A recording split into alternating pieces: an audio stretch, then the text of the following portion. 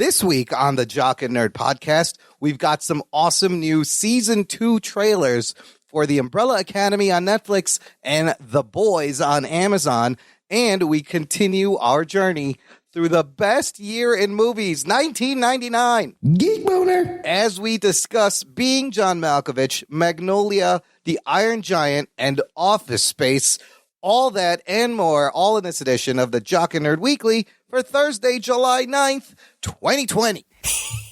You know who this is, and you know why you're here. You want all the latest comic book and superhero TV and movie news, and by God, you found it. Forget everything else out there. Forget all the Scientology bullshit. This is the real deal. This is the real deal.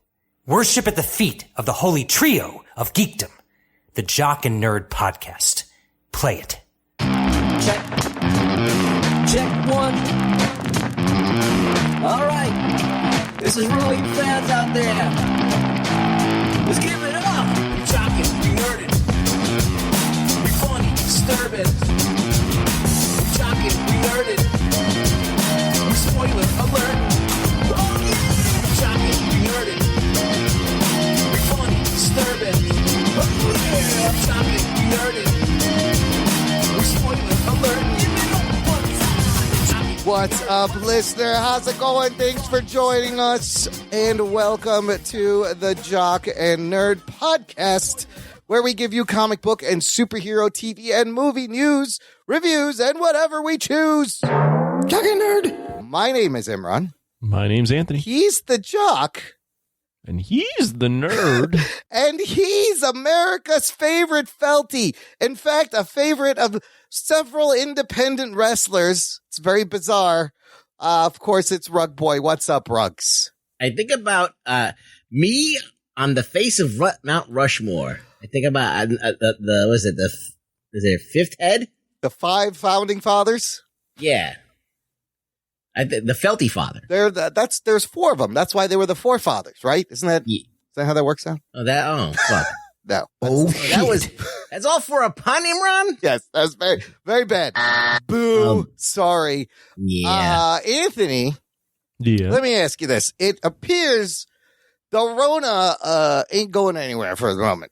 No. Especially in this country. No. Right? It's not going in. No. Yeah. So, what do you think people need right now? Ball trimmers. Yes, they need ball trimmers, but that's not the answer I was looking for. We'll get to that later. Oh. Yeah, but listener. Well, to make masks, because all that extra hair. Oh, you're saying You can weave it into a mask. Weave it, yeah. I did not even think about another. Instead of you donate hair to make wigs, Right. you donate your ball hair to make masks. Good old-fashioned pube mask. I don't know. No? What? Okay, maybe they should stick with the masks we have on our I have a website better idea. Yes, What? listener, you're going to I like the mascus pubicus idea. Mascus pubicus. Maybe I'll do a custom piece of that. Let me know. But for right now, listener, we got masks at our TeePublic merch shop. Just visit jockandnerd.com/shop. There will be a link in the show notes. And all of our designs you can buy as 2 different mask models. You're going to need a variety of masks. You want unique masks. And remember at the beginning of the show last week, Pat Downey was wearing a mask in a retail store. We all guessed what the retail store was. I thought it was Kohl's. Anthony, you thought it was the Men's Warehouse. Rug Boy, you thought it was TJ Maxx. Anthony, big winner, confirmed. Jesus. Yeah. Anthony, have you been inside a Men's Warehouse? I have, but not voluntarily. It was because of a wedding, and the groomsmen had to go to a Men's Warehouse to get their suits. I'm not a Men's Warehouse type guy. I am quite impressed with your knowledge of interior retail stores, though, Anthony. That was an amazing deduction. Yeah, I didn't know how you got that one.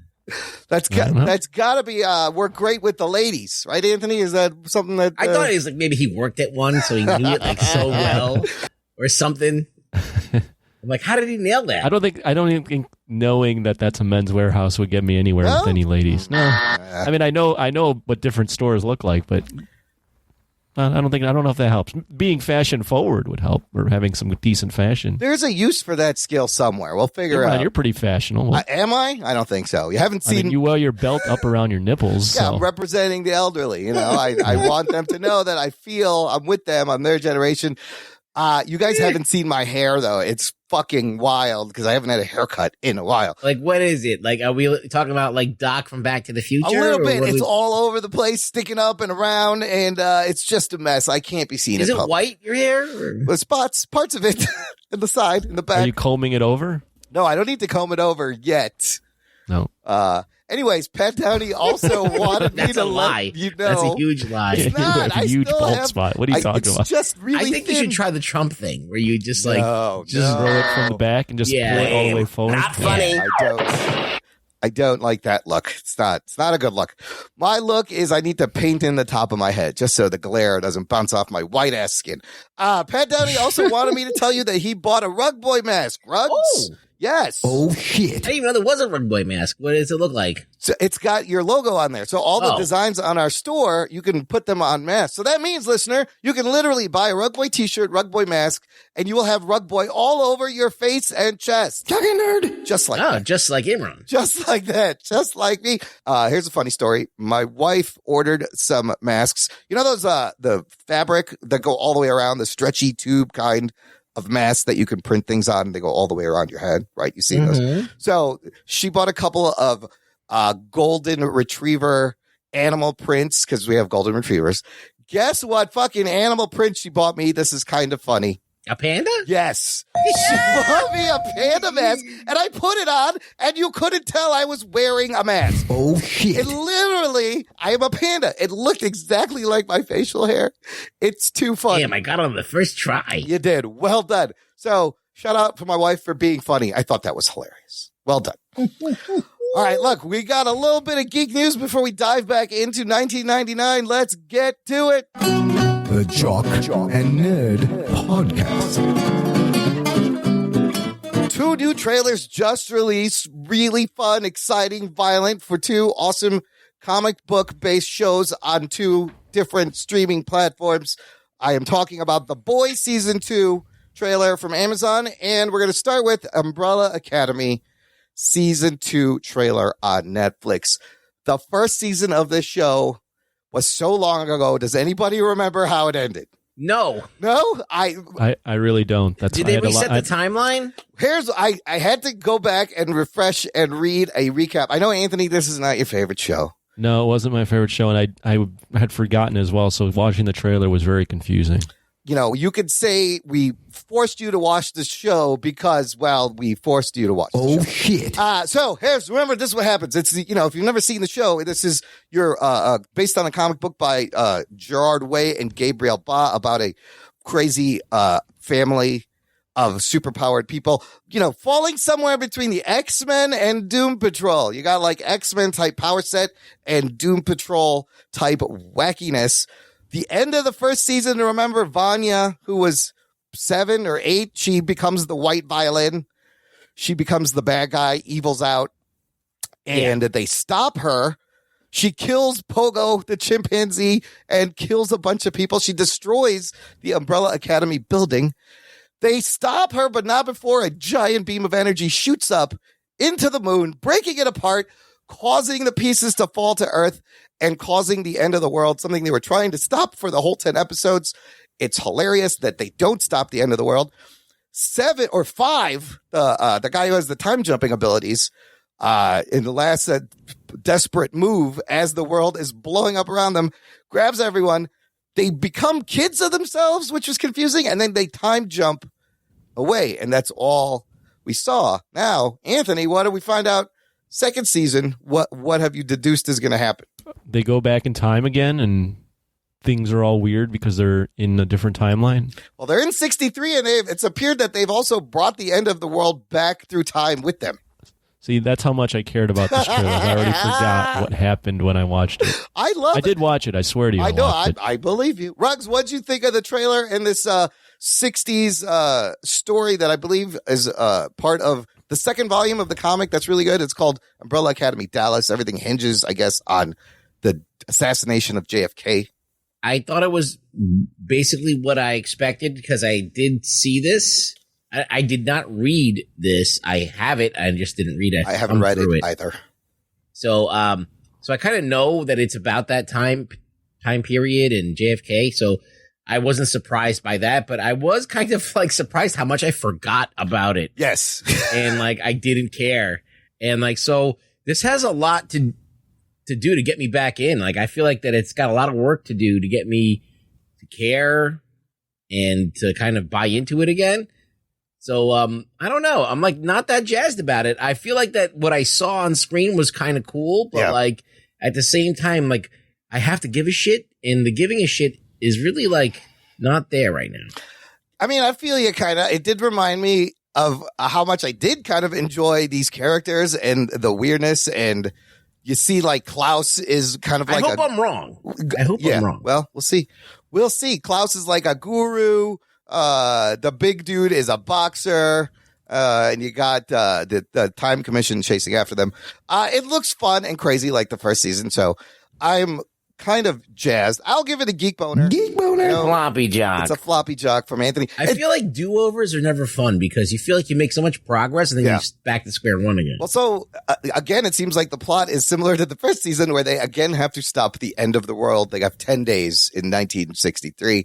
But you got a dude here who has a fishbowl for a head with a goldfish in it. Oh, shit. I love that image. That character, I want to find out more about him. That dude's Fishbowl awesome. head. Fishbowl Takes head. very little to get you very excited. It does. You are absolutely right. Mysterio with a fish in it. Yes, it's Mysterio with, instead of he's got a, that's what I always thought was in Mysterio's head, was like a fish in a terrarium. It should have been a fish. Should have been. They blew it. This is coming out at the end of this month, July 31st on Netflix. All episodes will be released as they do. Anthony, what are the chances you're going to watch this season? Only if you guys make me watch it. I'm going to make you watch it. Oh, fuck you. Get the fuck out of here. You gotta talk about something, Anthony. Something new, I guess. Power through it. You'll power through it. This next one, though, I think both you guys are probably excited about this, and it's the second season of The Boys on Amazon. Now, does anybody remember what the fuck happened at the end of this because it was season? memorable. Okay, Yeah, what I was do it? remember. What was it? You want me to go or Anybody. Ruggs? Ruggs, Somebody. I did the last one. You do. Okay, this one, you find out at the end that Highlander, what's his name? Homelander. Well, he's creepy. Had a kid with Butcher's wife, who Butcher thought was dead, but she's been in hiding this whole time. Yep.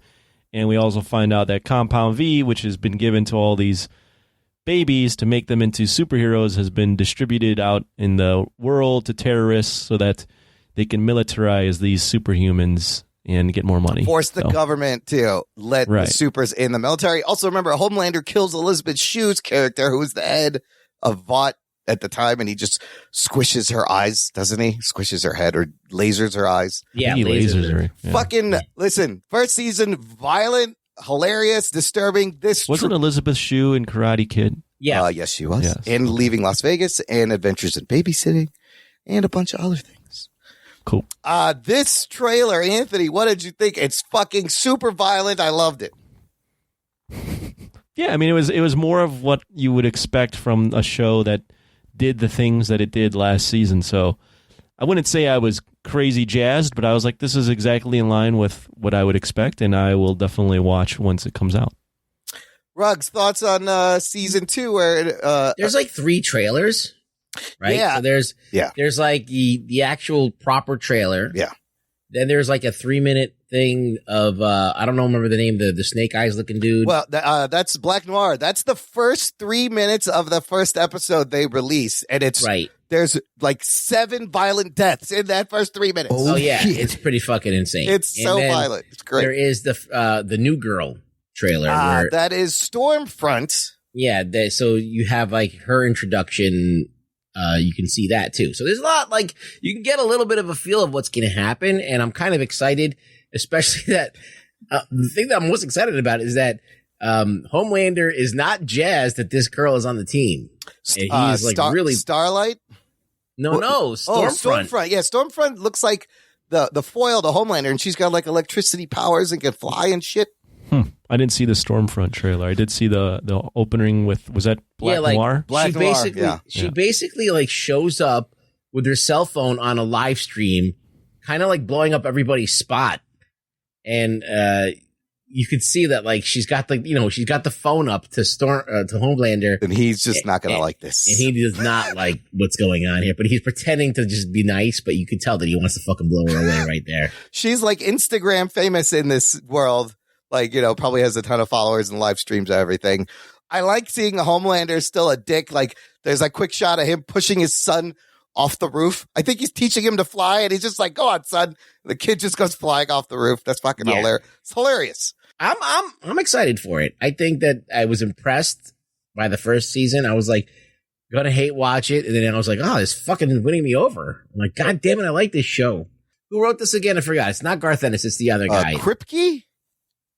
No, the book. Yeah, The Boys comic is by Garth Ennis and Derek Robertson. So it is Garth Ennis. It's Garth Ennis and Derek Robertson. Sorry, Eric Kripke is the showrunner of the show. Well, Garth Ennis is the one who did Preacher. Yes. So he's got this shit on lockdown. So I can't wait for this to come out. This one, though, here's a little finicky thing happening. It will be on Amazon September 4th. On that day, they will release the first 3 episodes, and then the shows will be released weekly after that. I don't know if, what do you guys think about that? The Doom Patrol did the same thing with season 2 right now. I mean, I don't know if this is what they're doing now. I'm not really all for it, but whatever. I mean, I think Amazon can do it. Yeah. Because it's Amazon. It's not Netflix. I don't think Netflix can pull this shit off. Wait, explain that. So they're doing a short film? Okay, so then this is the other thing. There's a short film about Butcher that will feature the time between the 2 seasons. I guess there was a lot of stuff. They tried to explain what was that. Because at the end of last season, he goes on the run, and I guess he's hiding out for a while, which is why when he comes back and he says that line, "Daddy's home," and he gets the boys back together. So after the premiere of the 2nd season, they're going to put out this short film that's apparently integral to the viewing experience for watching the 2nd season. There will be references to what Billy went through in that short film throughout the 2nd season. So if you don't watch, according to this article, there may be moments where what's being discussed doesn't make any sense. Why not just make it part of the show? I guess they said, from what I can understand, they said it interrupted the pace of the show and it just didn't really fit. And they didn't want to waste it. They shot all this stuff about Billy Butcher. But it was probably like lengthy flashbacks that would have made the show longer and unnecessarily. I think this is kind of fun. You watch the first 3 episodes, or the first, because I don't think he comes back until the 2nd episode. You watch the first episode, you watch this movie, you go back and continue. Both of these shows I'm really looking forward to, and both comic books I also hear are very good. I don't get that whole process. We didn't want to put it in because it interrupts. Then we're going to stick it in the 2nd episode anyway. In front of the 2nd episode. No, but it is the option. It gives you, I don't know. Yeah, but you got to watch it. They said if you don't watch it, you're going to not understand some shit. They're cheating a little bit. This is complete bullshit. Loophole. Anthony, comment on this. Do you understand now? It sounds like a big fuck up. So just a little mini episode film in between just because they didn't know how to write it in. I don't know. Well, I'm just confused. So rewind. Because I wasn't paying attention. Of course you aren't. He was swiping left or right. Fuck that show. Stop swiping on Tinder. What else are they doing that's unique for this show? The first 3 episodes are going to come out September 4th, but then it's going to be weekly release. Oh, right. What do you think about that? You got the patience to do that? I think that's stupid too. Okay. And then, so although I think they're trying to draw it out so that you don't subscribe for a month, binge it, and unsubscribe, but my preference would be, and I will probably wait and just want to binge everything all at once. I think the buzz lasts longer when you do weekly release. These Netflix shows, like we just said, we forgot about Umbrella Academy and forgot what the fuck happened. Good point. Because it all comes out at once. You watch it in 2 days and then you're done. You move on. What the fuck did I just watch? You know what? It sounds like they filmed all this stuff and they were planning for the Butcher movie, planning to have it in the series. And they had moments in the show that were referencing that. And when they cut that out, they were like, oh, fuck. But none of this shit makes sense if we take this out. Let's just put it out as a movie. Okay. I don't know. That's what it sounds like. Sounds bad, whatever it sounds like. It's more boys content. I don't know how you could be mad at that. I'm not mad. I just feel like it's not clever. It's like some bullshit. Well, we got a couple of months till that comes out September 4th. Listen, I'm watching it because I need, first of all, I need something to watch. Yeah. Second of all, this show like impressed me. So I'm like down to see what they do next. And I mean, right now, this is our only saving grace is new TV series is on streaming and video on demand releases until fucking things, if they ever work themselves out. At least we're getting some new content. So I'm excited. All right. Let's move on to part 2 of our best movies of 1999 series. Let's go back in time. Last episode, if you're a new listener, you haven't checked out, definitely go back and listen. We kind of talked about the big 4 of 1999, a movie, a year.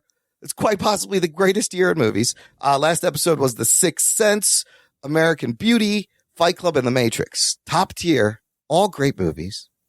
And I think that the whole theme of these movies Yes. are movies that came out in 1999 that you might have missed. Okay, well, I was going to ask, how did we choose these 4, which will be Office Space, The Iron Giant, Magnolia, and we're going to start with Being John Malkovich. Anthony, why did we pick these? Was that their criteria? I think that's a good overarching criteria. We also wanted a variety of movies, and I think this is a decent variety of some of the more crazy, eccentric comedy. We got a cartoon or an animated film, so it's just a wide variety of things. Also, for what it's worth, not that I'm You're Mr. not Oscar. completely selfish, Yeah. but I picked all these movies. You did. 'cause I'd never seen any of them. Oh, okay. So you had never seen any of these. I like that they're all 4 different genres, and there was just tons of crazy, awesome genre movies that year. He kind of like picked these 4, and I was like, you know what? These kind of go to, when I was thinking about it, I'm like, you know what? These kind of all kind of complement each other in a weird way because they're all like off of center. Yeah, They're not for like sure. mainstream hits. They're things that probably got their life on video. Yep. Or artsy fartsy movies, that like probably not everybody went to go see. And, one of them's 3 hours long. So like they all have like these things that are not, mainstream movie appeal. But they're all worth watching, and you might have missed them. You might have like not ever seen these, or these have never come up. So, some like Office Space probably more than others. Like Iron Giant's probably more ubiquitous, but like for the most part, I wasn't surprised that Anthony didn't see these. Okay. Like, you know what I mean? Yeah. It's not like they're all like must see movies or whatever. Yeah, there are, it's going to be fun because there are themes that are similar within these 4 movies and themes that go back to the last 4 movies in last episode. It's just like there seems to be a theme for the year. So, of course, spoilers for movies that are 21 years old. Here it is. Spoiler alert. Before we get started, does anyone want to get out? Prepare to be spoiled! Let's begin. Whoop. I should add a little whoop. It needs a slide whistle in there. Let's start with the Being John Malkovich on Rotten Tomatoes. This movie's at 93%. Oh, shit. 8.13 out of 10 average rating. Box office, this movie was made for $13 million, ends up with a worldwide box office of $32 million. Not the worst, not the greatest. Directed by Spike Jonze and written by Charlie Kaufman. This is both of them making their feature film debut. It was nominated Best Director for Jonze, Best Original Screenplay for Charlie Kaufman, and Best Supporting Actress for Catherine Keener. Let's just talk about Spike Jonze and Charlie Kaufman for a second. Anthony, you familiar with the Spike Jonze? I am now. Oh, you I'm aware of. I was aware of Spike Jonze, but I'm more aware of him leading up to this movie, and then obviously after seeing it. Rugg, Spike Jonze making some of the craziest, most fun, iconic music videos. Right. Well, I got introduced to Spike Jonze through Big Brother, the skateboarding magazine. Yeah. And Spike Jonze was the guy who kind of like took that and made Jackass. Okay. And then, of course, he did a bunch of rock videos, Sabotage being the big one. Buddy with the Holly Beastie Boys. with Weezer. Yeah, great Yeah. videos. So he did great music videos. He was into the skating, that whole subculture. And then he was also kind of the guy who helped Jackass get its start. So like he's kind of into like crazy shit. Like he's into, but his movies are actually very intellectual. Yeah. Which a guy who likes fucking shit jokes and like shoving cars up people's asses also likes, Amazing. who likes kung fu movies and cop movies and this like highbrow shit as well. So he's kind of like a genius in a lot of ways, right? I remember seeing his face a lot in Jackass, but had no idea who he was. I just remember him. Oh, he's the guy kind of directing everything. He's All right, the cool, Jackass whatever. guy. He goes on to direct Adaptation and Her, and also some 2 great movies, by the way. and still does videos. Charlie Kaufman, on the other hand, this guy's written some great movies. My other favorite from him is The Eternal Sunshine of the Spotless Mind with Jim Carrey from 2004. I fucking love that movie. It is great. Hopefully someday we can talk about that. But he's also done Adaptation and just obviously a very original, unique pair for this movie that stars John Cusack, Cameron Diaz, in almost an unrecognizable role, and of course John Malkovich being the main cast, and Catherine Keener as Maxine. Anthony, this is interesting. You've never seen any of these movies. This is going to be great. Never. What happens in Being John Malkovich? I can't wait to hear you explain this movie. Being John Malkovich is about a guy played by John Cusack who is a out-of-work puppeteer, and he's married to this woman played by Cameron Diaz who is obsessed with animals. Yes, he loves animals. And he is very unhappy because he's out of work and unhappy with his life. So he lands a job at this weird place where all the walls are much lower than they need to be. And at this place, he meets Catherine Keener, who is someone that he just falls in love with immediately. And at this job where he's fallen in love, he finds a portal into being John Malkovich for 15 minutes. Yeah. And getting dumped on the Jersey Turnpike. When you're done. And the movie is about all those things and his journey into being John Malkovich and how that revolves around getting those people that I mentioned involved in being John Malkovich. They tried to monetize being John Malkovich, and there's a long line on the 7.5 floor.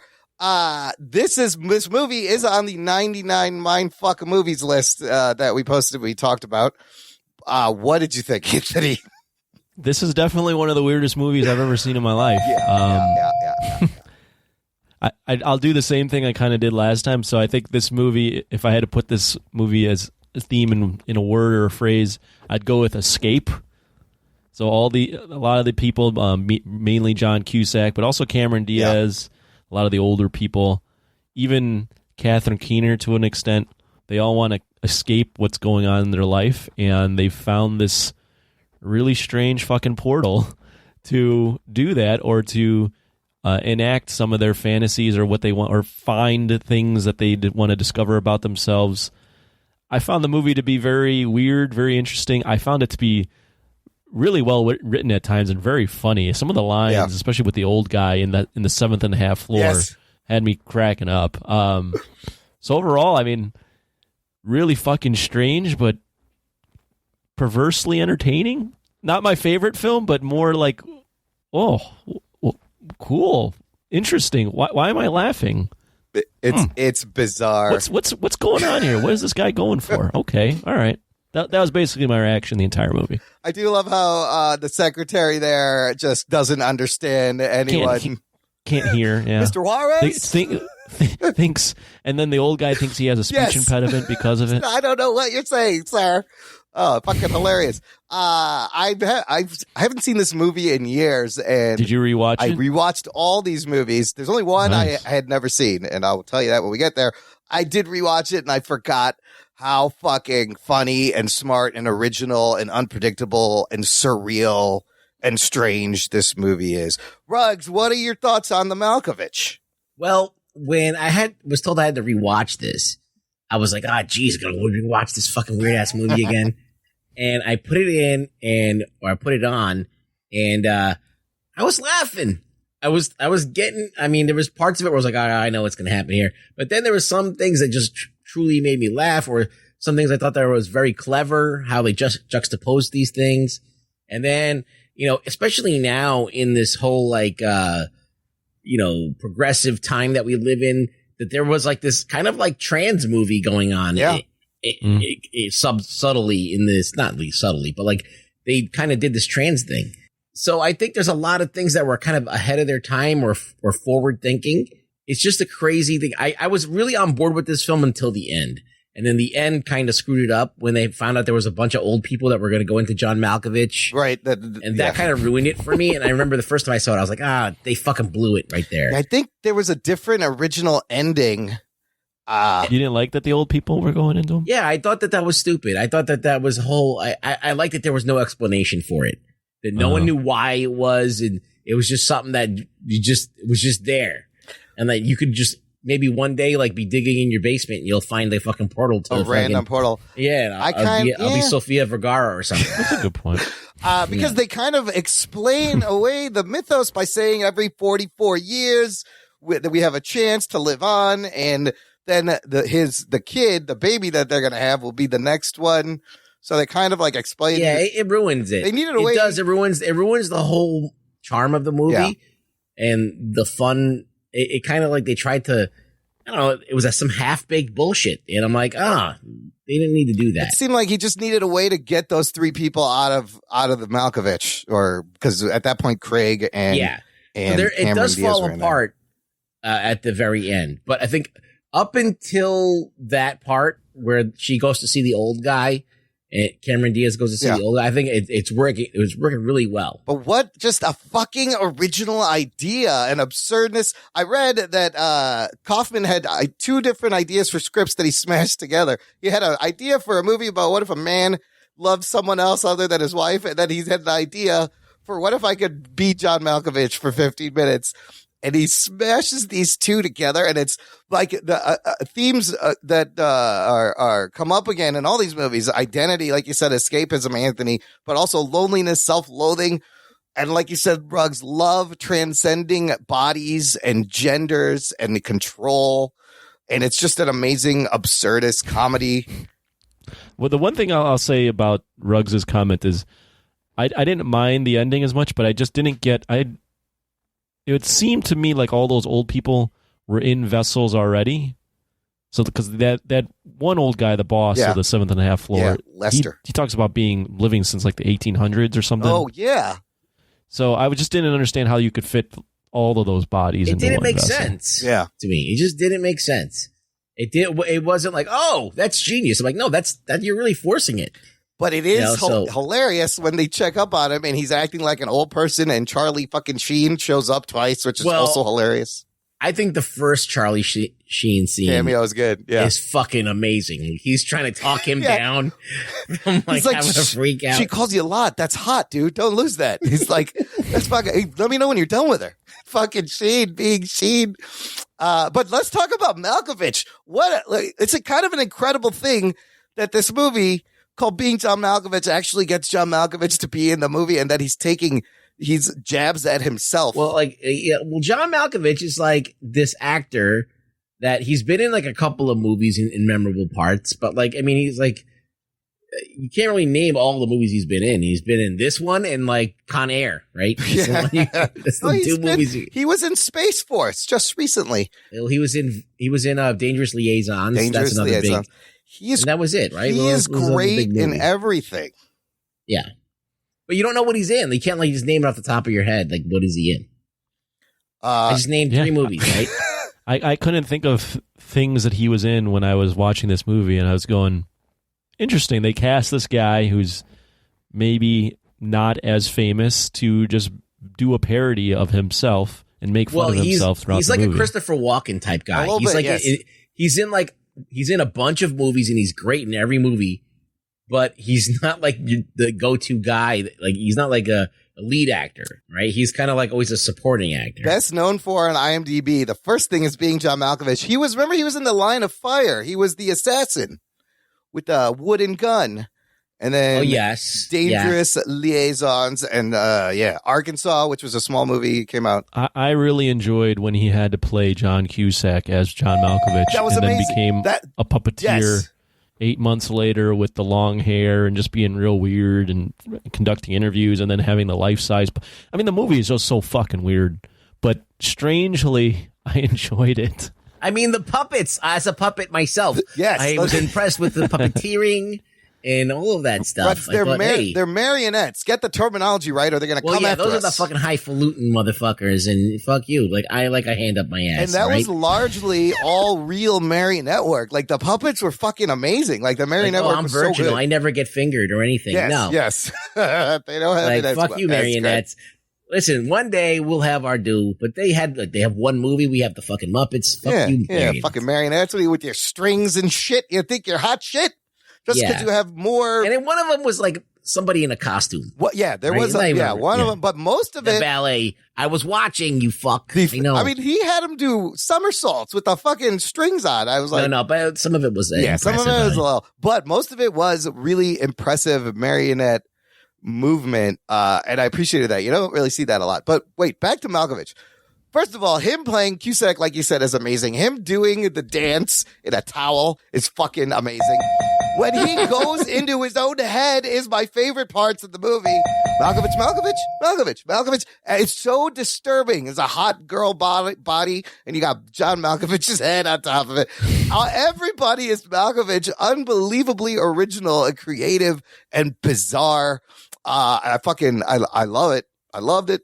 What do you guys think? Spike Jonze in tandem with what's the writer's name? Charlie Kaufman.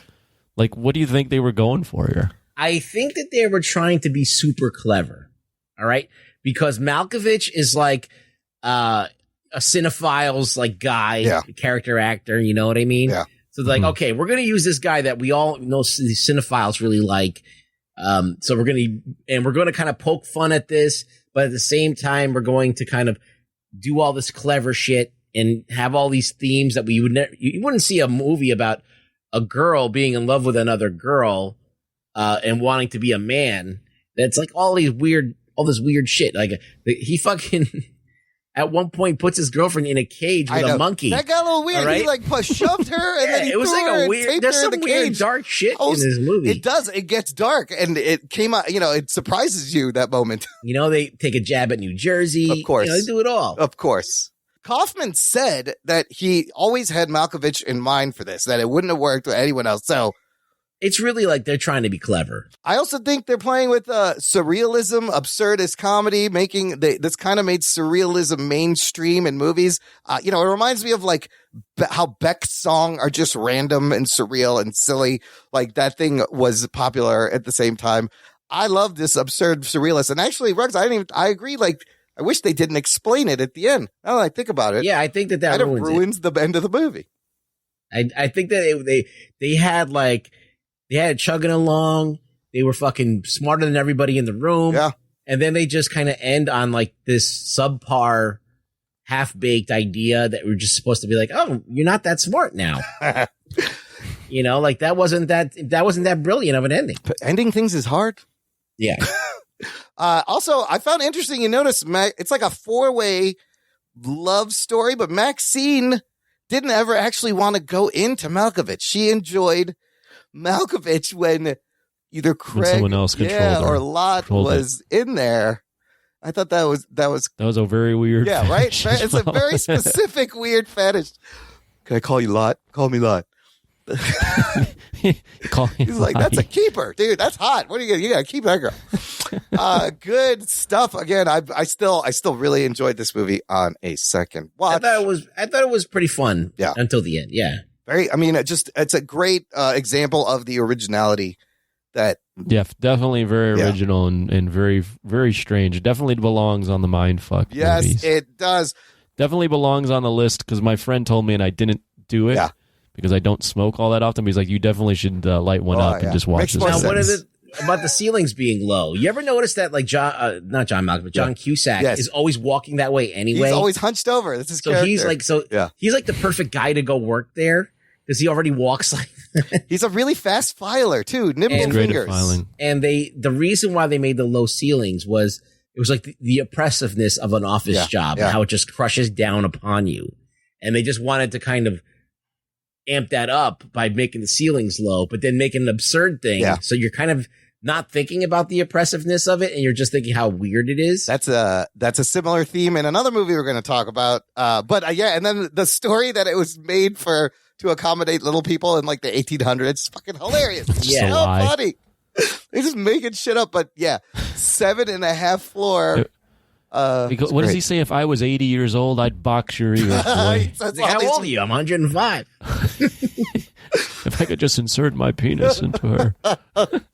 It's so weird. For me, the funniest part, I mean, the endings and all, I mean, not the ending, but the John Malkovich stuff is clever and funny, but I was dying when he first is in that office and that lady can't hear him and he thinks he has a speech impediment and just the dialogue back and forth is so funny and absurd. He's constantly apologizing for something he doesn't have. That was some good. Right. That was really good shit. I love what he said. She's like, I can understand you perfectly. And he's like, oh, that's sweet, dear. Thanks for humoring me. It's good stuff. What does he say? He's like, I'm happily married. And she just goes, I don't understand a word you're saying, you bastard. Yeah, so, oh my God, I remember that. And I was like, wait a minute. She does know what he's saying. She's fucking with everyone. Mr. Juarez, it's actually Schwartz. So funny. Listener, let us know what you think about this movie. Join the conversation. Join our Facebook group. It's called the Jock and Nerd Nation. And it's an awesome place where you can chat with other listeners who listen to the show. Like-minded people. Everyone is a very cool. Our listeners are some of the most amazing, talented, good-looking, greatest smelling.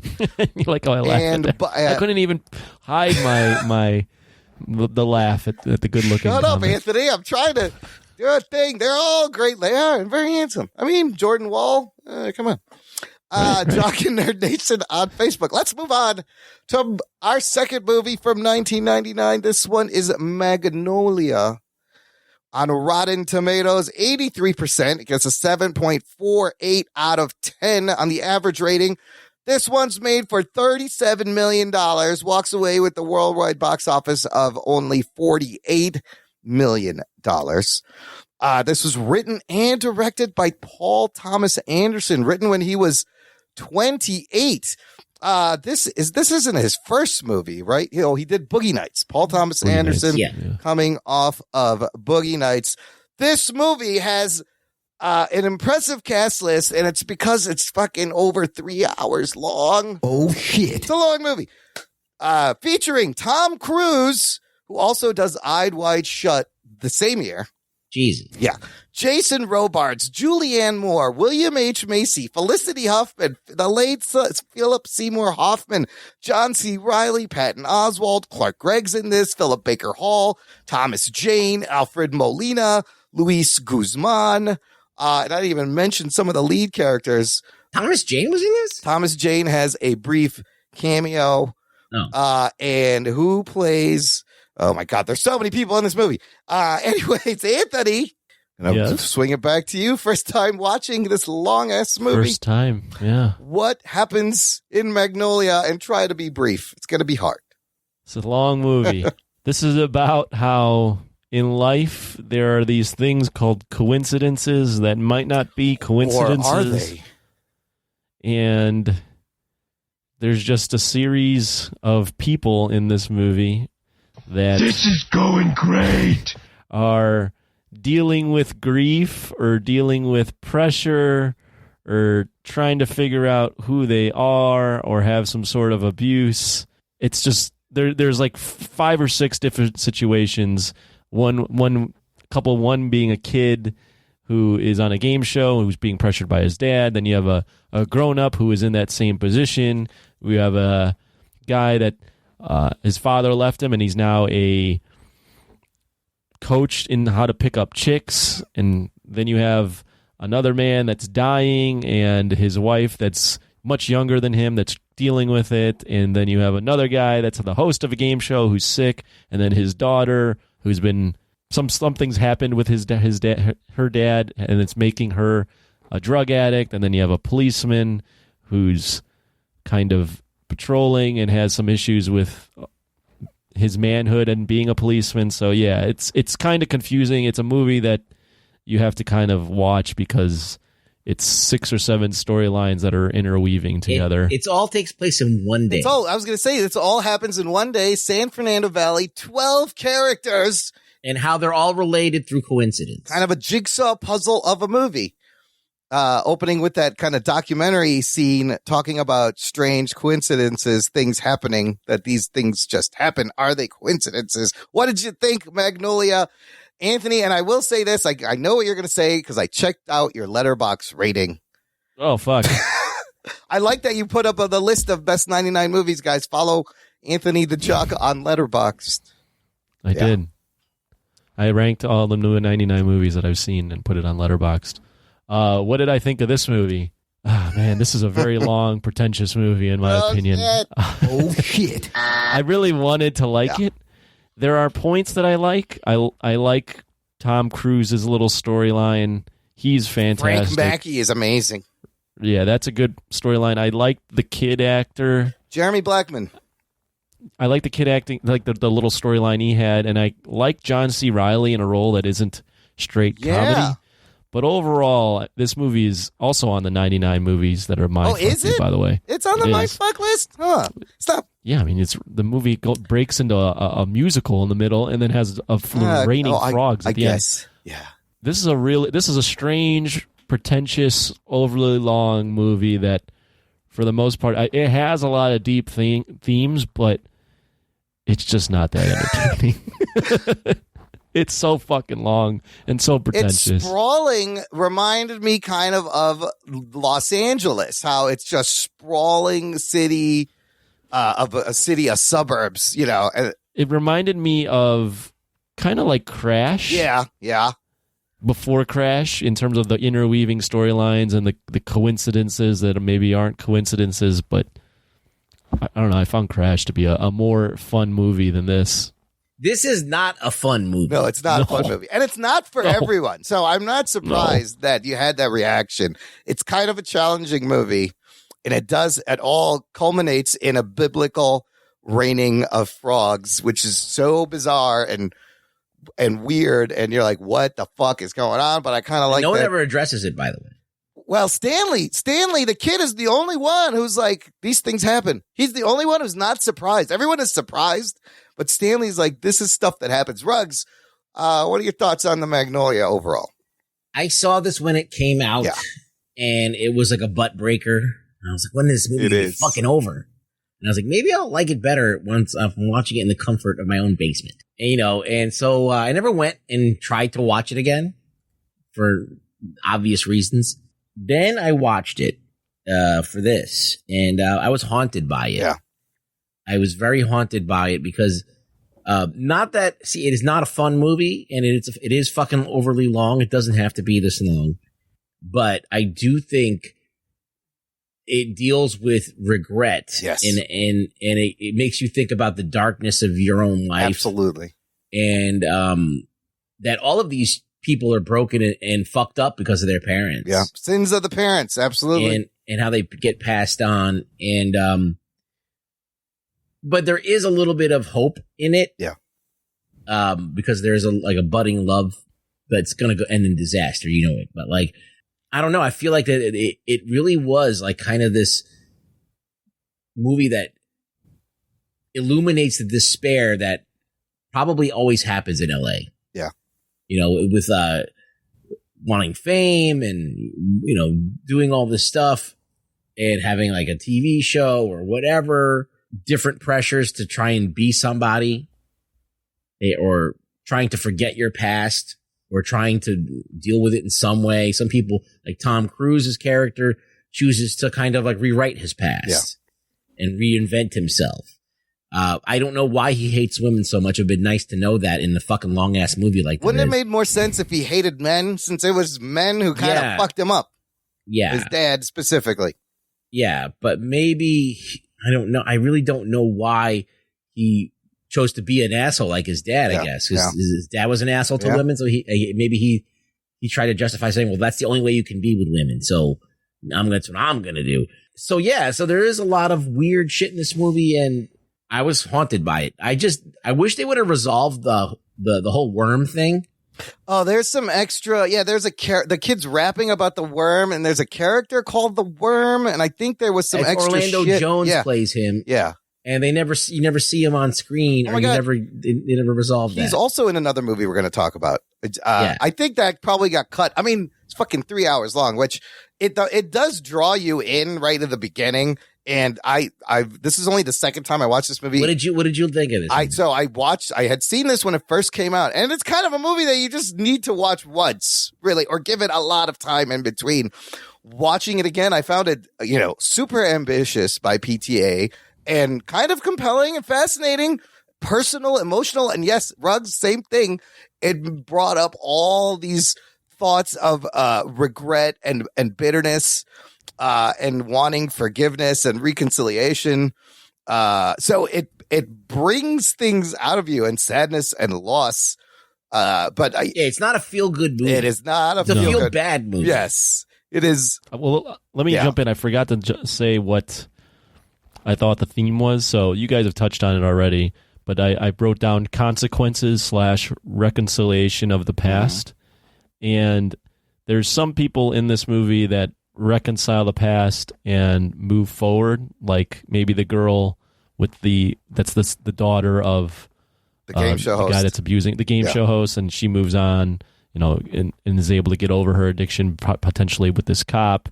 And then there are some characters that don't really they reconcile the past, but they're not really able. It's not a happy ending, such as the father who has cancer and sees his son but still dies.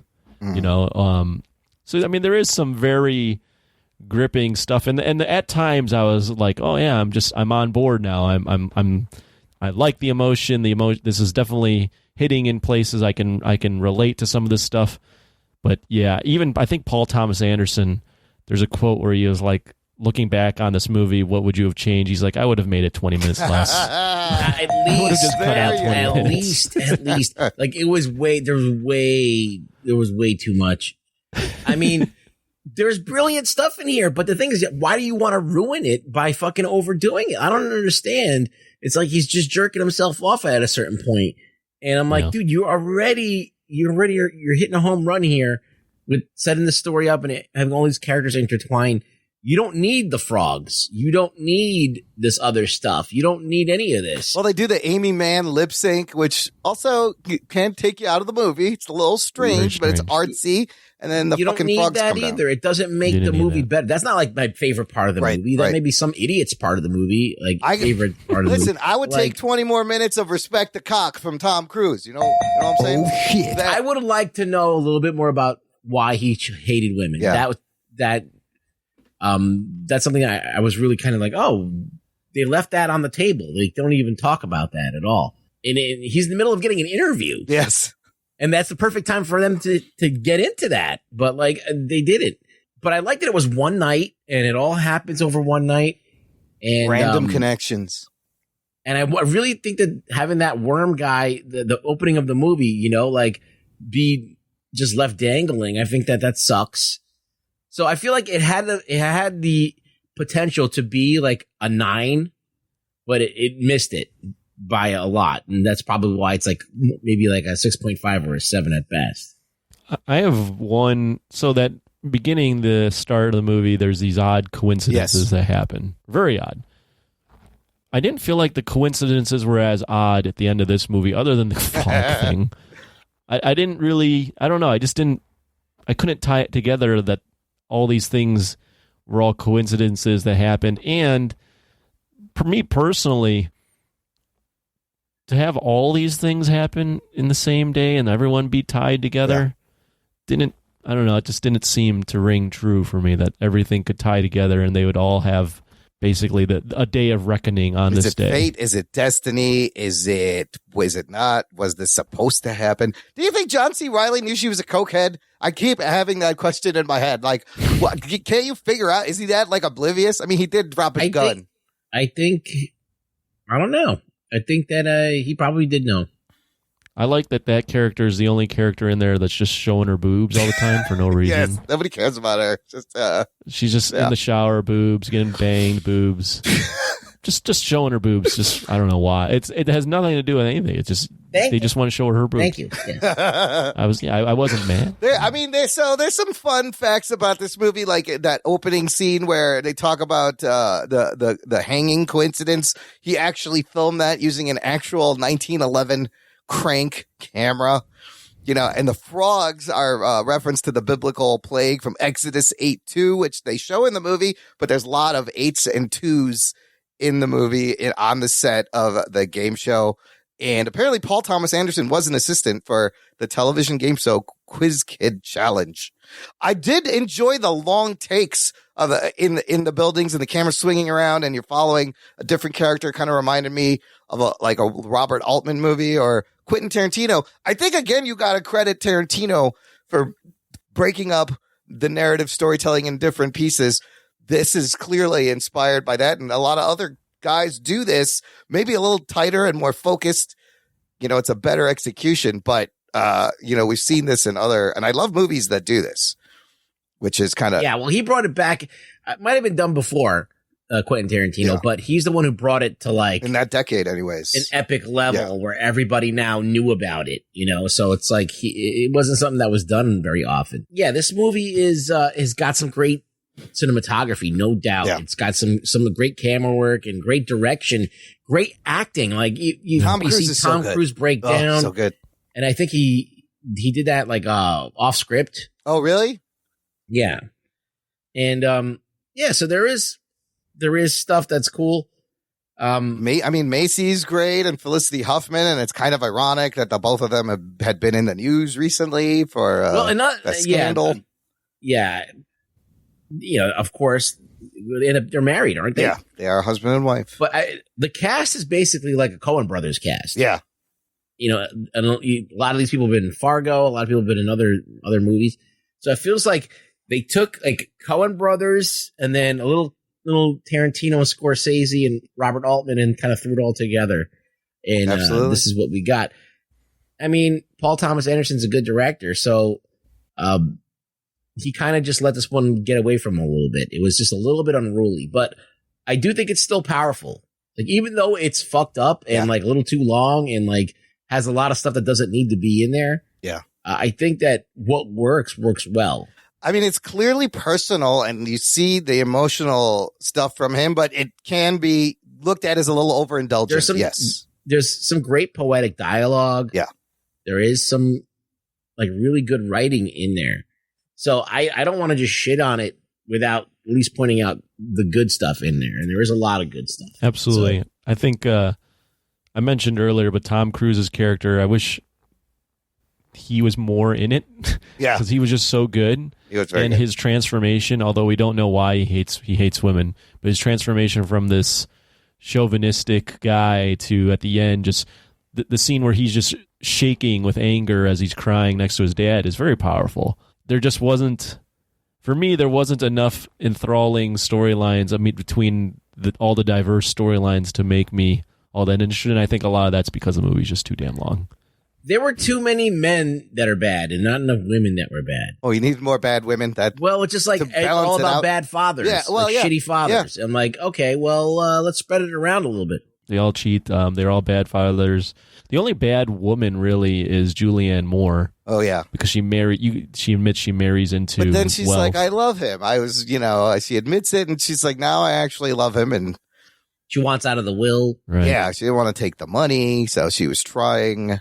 Philip Seymour Hoffman also. He was great. He was great. It's a small role, but he is so good. He's usually the bad guy in every movie. Yeah. And he's like this nice guy in this movie. And like a very tender, like a concerned nurse in this. So he's playing against type. Tom Cruise is kind of like the asshole in the movie. He's playing against type. Is he? So, I guess, you're right. It's no There Will Be Blood by PTA. No. I like There Will Be Blood better. But it's a solid movie. I appreciate like the title, Magnolia. It's a perennial flower. Life is kind of like a flower. It's beautiful. It's complex. It's fragile. Also, the magnolia, apparently the bark, you can use it to treat anxiety and cancer. So I thought that was interesting. You're pulling really, really deep. It's also, Magnolia Boulevard is a street that runs through Burbank, California. Near where the movie takes place. I don't know. So there's a lot. That might have more to do with it than the fucking tree bark. But there's a magnolia flower in the poster. For what it's worth, I'm cinephile, Anthony. You're Mr. Oscars, yes. I look on Letterboxd, and this is a movie that has just overwhelming love on there from all the cinephiles on there. But it's a divisive PTA movie for sure. Well, like some people will say that stuff is brilliant, but I see through it and think, no, it's unnecessary. Like it doesn't. Like, what does the frogs add to the movie? It doesn't. What does the music video in the middle add to the movie? He loves Amy What Mann. What does even the fucking the old timey stuff in the beginning add to the movie? Yeah. It doesn't need any of that. Yeah, yeah. That's just like bells and whistles. I mean, you can put it in there. It's it's an artistic thing, but when you're clocking in at 3 hours, everything should need to be there. You could have trimmed. You trim all that out, and you got a nice tighter. I guess the little frogs were like the coincidence that ties everything together and makes all these people reconcile their past. But I was like, what the fuck? And the frogs? I guess the kid is this only smart one because he is happy to see the frogs. He goes, oh, this happened. Yeah, yeah. But yeah, I agree. I just found the movie to be kind of, as you guys put it, sniffing your own fart from little bit. You're just like, I'm going to make a really long movie about despair. So, and I'm going to throw in all these weird things because you know what? I'm telling a really cool story here, a really sad story. Apparently what happened is after Boogie Nights, the studio was so happy. They were like, you can do whatever you want for this next one. And he pulls this. He does this. It didn't do very well at the box office. Oh, no, it didn't. And again, it's not a really, you can watch this movie once every 10 years, maybe. But this is, even like, it's more especially now, but even back then, who is going into a movie and thinking, I want to watch 3 hours of despair? It's a movie I don't mind having under my belt, but there's no way you can market this and to the masses. Let me jump in here because let me explain the 90s. Please do. Because, the 90s were an answer to the 80s, which the 80s was all about fun. Good times. And all about snorting coke and just going crazy, whatever. And, trying to present yourself as the best of the best and this and that, Top Gun, blah, blah, blah. Yeah. The 90s are all about catharsis and self-destruction and all about looking at your work. Like the hero of the 90s is Kurt Cobain. And no one hated himself more than Kurt Cobain. Mm-hmm. He fucking blew a hole in his face. Mm-hmm. All right. So catharsis, which is the art of like kind of self-flagellation, like going through pain in order to kind of feel something and kind of transform from that pain. That's grunge music, all of that stuff.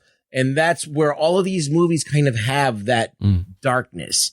And I think this is kind of along the same lines. It's really a 90s movie. It kind of endcaps that whole era, I guess, of years and years of people going through catharsis and despair and kind of, this was just like cherry on top at the end of the 90s. Let's fucking do this opera of fucking suffering. And that's what it is. That's definitely what it is. And that's why I don't go to the opera. That's why the opera sucks. Ruggs, though, that is an amazing observation because it just brought back to mind, me, I was growing up in the 80s, but in the 90s, and I always wanted to be an artist, being in art school in the 90s, back then, my young fucking 18-year-old self didn't know shit. I had a strong belief that great art can only come from pain. And that's not entirely true, but it does work the other way. Pain can lead to great art. You don't have to be in pain. I know that now, but I was fucking 18. Like, look at where we are right now. Yeah. Rappers, all they talk about is how great they are, as they should, and how like their shit don't stink, and they got the most girls and blah blah. They blah. didn't used to though. And in the 90s, they just talked about Kurt Cobain talked about how much of a fake he was, and everybody's fucking. And even the hip hop full of shit was about reality and growing up in impoverished neighborhoods. So and we're shit. probably due for another catharsis check. Oh yeah, it's going to come. 20 years. 20 years. So that the 90s is a good place to look because we have like this decade of decadence, which is the early 2000s and into the 2020s. And so it's coming around. Like, I think we're going to get back into this shit hardcore in maybe, I want to say maybe another 5 or 6 years. I mean, I can see that history is cyclical. Just you got to open the books. I do have thoughts on, like, after we review all these movies, at least these 8 so far, what a common theme I had picked up. But I'll wait till the end. Look, Frank Mackey wanted you to respect the cock. I want you to respect your balls, listener. My balls was hot. Shave the balls. It is hot as fuck out here in Chicago. Like all week, it's supposed to be 100. And let me tell you, if I didn't have the amazing products from Manscaped, which is a awesome sponsor of our show, we thank them very much. If I didn't have their lawnmower trimmer, oh man, my fucking junk would be sweaty. It would look like a rainforest in this heat. Smell like a skunk. It would smell like, absolutely. What's that smell? It looks like a skunk. Man, your balls smell. Has anybody ever said that to you? Man, your black balls and white smell. stripes. Is that a skunk's tail or your nuts? A little bit of column A, a little bit of column B. Listener, visit manscaped.com. Use our promo code Jock and Nerd, and you will get 20% off and free shipping. All their amazing grooming products. Anthony, give them one good reason to use our code at Manscaped. Besides Pepe Le Pubes? Pepe Le Pubes! That's me! One good reason? Yeah. You won't get coronavirus. Is that true? Probably not. Sure. But that's all I can think Is that of. what Fauci said? Is Dr. Fauci said that? No, listen, they got CDC. Yeah. Listen, you want to look your best. You want that shit trimmed up. The Manscaped is an amazing company, and they've partnered with us, and we can't thank them enough. So make us look good. Get on the ball. Get on your balls, listener. And it makes a great gift for your man, your lady, from your man, from your lady. Always, it's a fucking great gift. Jock and Nerd at manscaped.com will get you 20% off and free shipping. Your balls will thank you. Jock and Nerd. We're going to take a break here, play some promos, and we'll be back with 2 more incredible movies from 1999 right after this. After these messages, we'll be right back. Hi guys, we're Mary and Vanessa, the host of True Crime Dropouts. Join 2 best friends and former criminal justice majors as they pretend to know all things true crime. So sit down, grab a broom, drive, we really don't care, and give us a listen. We're available on Apple Podcasts, Stitcher, and anywhere really. And don't forget, stay in school, or you'll end up like us, degreeless without that fabulous FBI job. You have to watch it. It's so good. It was all right. Your friends may have decent taste in movies, but their incoherent reviews are getting annoying. I don't know. I just didn't like it. Looking for a new podcast? Join Time Sensitive, where we break down the recent movies you've heard of, but may have missed. Spoilers included. And we get it. You're busy and can't see everything, but are you really going to track it down a year later? We take the time so you don't have to. Find us on Twitter at TSMoviePod and find out what we're watching. I'm Sam. I'm Ian. And I'm Kate, and we're 3 friends and armchair movie critics. Seriously, invite us into your living room. Kate, stop. Listen now on Apple Podcasts, Spotify, and Stitcher. Time sensitive, because you deserve better. Jock and Nerd. Listener, thank you for listening. First of all, I know there's lots of podcasts out there, and you choose to listen to this one for some reason, but we appreciate it. So I want to thank all our listeners, and if you enjoy the show, I want to recommend you join our fan club. Visit jockandnerd.com/Patreon, where you can support the show with a monthly pledge, and you get stuff based on the tier you pick, and everybody gets bonus content, an exclusive RSS feed where the shows come out early, and there's bonus content you can only get there. Like, did you know we have a sports show? What? Yeah, it's called Jock Talk, Anthony. Yeah. Yeah. Yeah, Jock Talk. Me and one of our listeners, Chaz Hubbard, who does all the work, similar to this show. Rimrun does all the work, and I just show up. We talk sports whenever Chaz feels like there are things to talk about. So a lot of it's UFC and NFL focused, but we dabble in baseball, basketball, things along those lines. Their bottom is very weak. They talk about stuff that's like Chaz. that. Yeah, that's his Chaz voice right there. So he's a jock. Sign up to get that. I want to thank all our patrons, our Patreon peeps, for their continued support. And another thank you has to go to Mr. Pat Downey, who signed up last week for $10 a month, gets to pick a movie, and then promptly increased his pledge to the $30 a month level. Oh, shit. Geek Talking Nerd. That's the top tier, the whole shebang. He is now top tier Jock and Nerd listener. Thank you so much, Pat Downey. We appreciate your support and everyone's Glad you support. like the show. Yeah.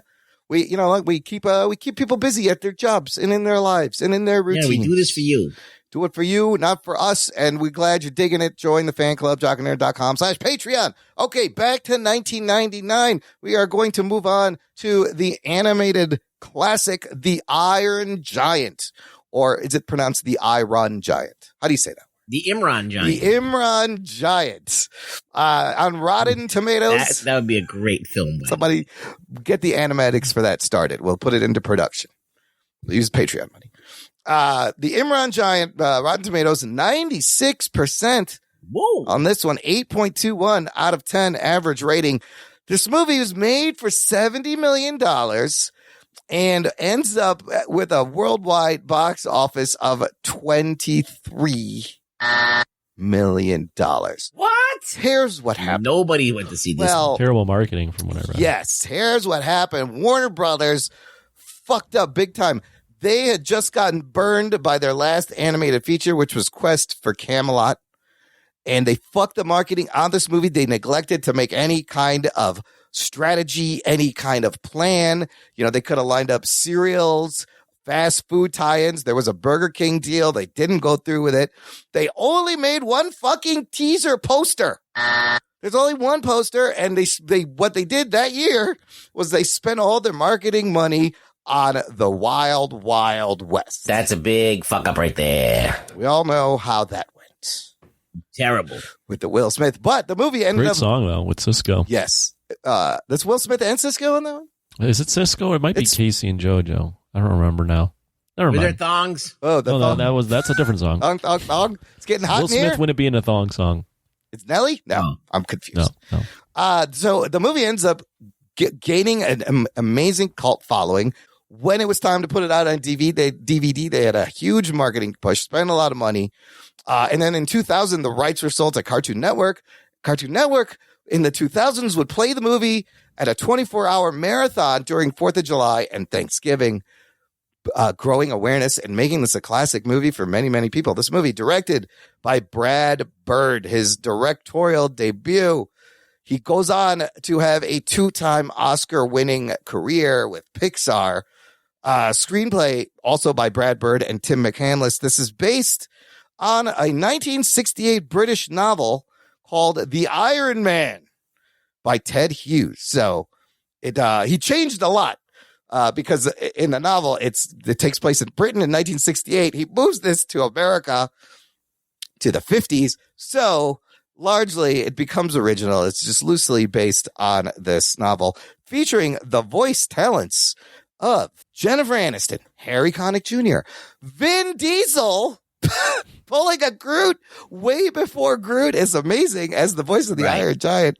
You have Cloris Leachman, Christopher McDonald, John Mahoney, Emmett Walsh, Eli Marienthal, bunch of other great voice actors. So, Anthony, this movie, actually, this is the first time I've watched it all the way through. Wow. I'd never actually. Me too. Well, yes. Did I mention that? I knew about it, though, and I knew the design. I love the way it looked. What happens in The Iron Giant, Anthony? This is a movie set in the Cold War era in the 50s. A giant iron piece of metal that's a weapon crash lands into Maine, and a young boy who's looking for a pet and lives with a single mom comes across this giant, and he befriends it and teaches it things. And while he's doing that, there's a government agent, because this is the 50s. Everyone's has their antennas up about any sort of threats Russians? to America. Where's the Russians? Especially Russians. And he happens to come across this giant as well, and it's a battle of ideals of this one kid trying to protect the giant and this government agent trying to destroy this thing because he's very xenophobic. I can't imagine anyone hating this movie. And also, it's weirdly timely with those themes, with what's happening now. Anthony, what did you think of The Iron Giant? The Iron Giant. Let me just get into the theme real quick because I write these down now for all these 99 movies. I can't believe I got you taking notes and shit. It's amazing. I write down like 2 words. Bro, do you even podcast? Yes, he does. This one, for sure, there was 2 things I wrote down. Number 1, existentialism. Yep. And I saw this quote from, I think it was Brad Bird. It's something along the lines of, what if the gun had a conscience? Yeah, what if a gun had a soul and didn't want to be a gun? Right, Amazing. there you go. So that's the quote. Yeah. And yeah, I mean, I found this movie, so frankly, I left this movie for last because I knew I would like it. Yeah. Oh, okay. And Rug Boy had mentioned, you might cry, and I had some friends say, that's a very powerful movie. So I left it for last. I definitely liked it. I think I built it up too much in my head. Oh, no. No, not that it's bad, because upon reflection, I'm like, it's still very good. Yeah. But I built it so highly that I actually didn't cry by the end of it. Yeah. I almost kind of knew what was going to happen. So it kind of ruined that emotion for me. But it's still a very, very well done, beautiful movie that is animated well and has a lot of very deep themes. It's similar. It's kind of like an E.T., except the kid is training the alien in this one, instead of the aliens teaching the kid. Yeah. So, yeah, I mean, it's very powerful stuff. The quote where he's the Iron Giant is about to shoot the kid, and he's telling him, you don't have to be a gun, you can choose. Yeah. All very powerful stuff. Yeah. So overall, it's a very pleasing movie, and it's very mature for an animated film, especially from, I think, that time. I mean, I found it to be a very beautiful movie, if not a little overhyped in my own head, but upon reflection, still very good. It's your, a boy and his dog tale that's been told over and over again. And so even when this came out, I was already, 23? I wish I had seen this as a kid. It would have fucking knocked me on my ass, but clearly it's an instant classic. It's gorgeous, like a Norman Rockwell painting. Ruggs, what are your thoughts on the Iron Giant? Well, I actually was one of the only assholes to ever go see this in the theater. Oh, shit. Yeah, they were one of like 7 people probably. Yeah. I was there. And I sat down, I'm like, all right, this is E.T. I'm going to watch fucking E.T. again. I know I'm getting E.T. again.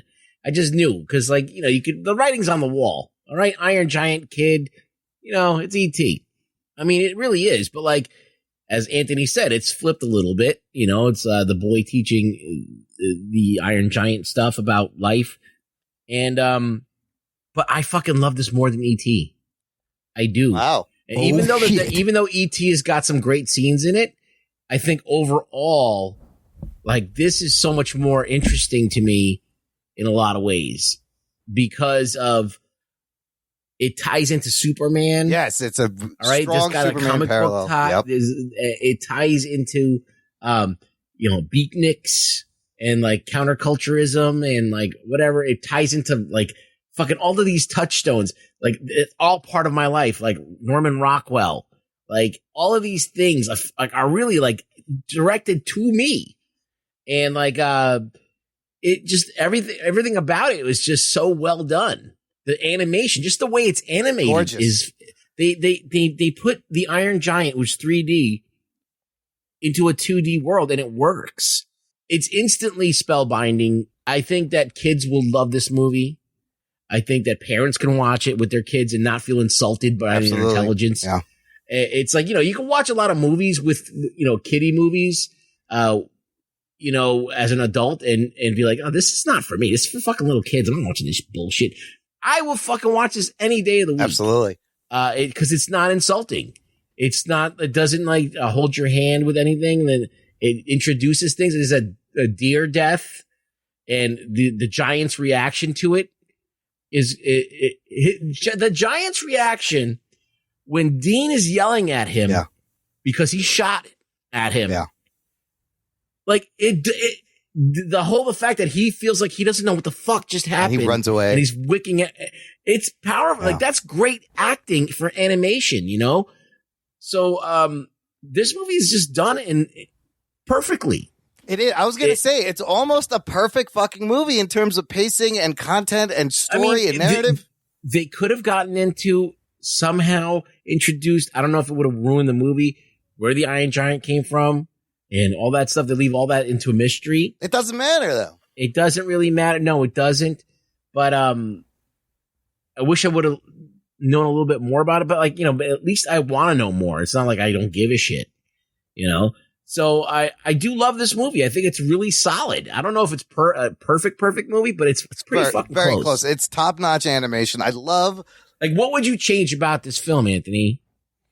This one, if you could, would you want the impact to be better at the end, or you want him to actually die? No, you know what I would have liked? I think it would have worked better if maybe if he actually died, or maybe if we didn't get the hints that he could rearrange himself. So the rearranging hints throughout the movie, although funny, at the end he dies, but I was in the back of my head, I go, but he can rearrange himself. See, I didn't see that coming.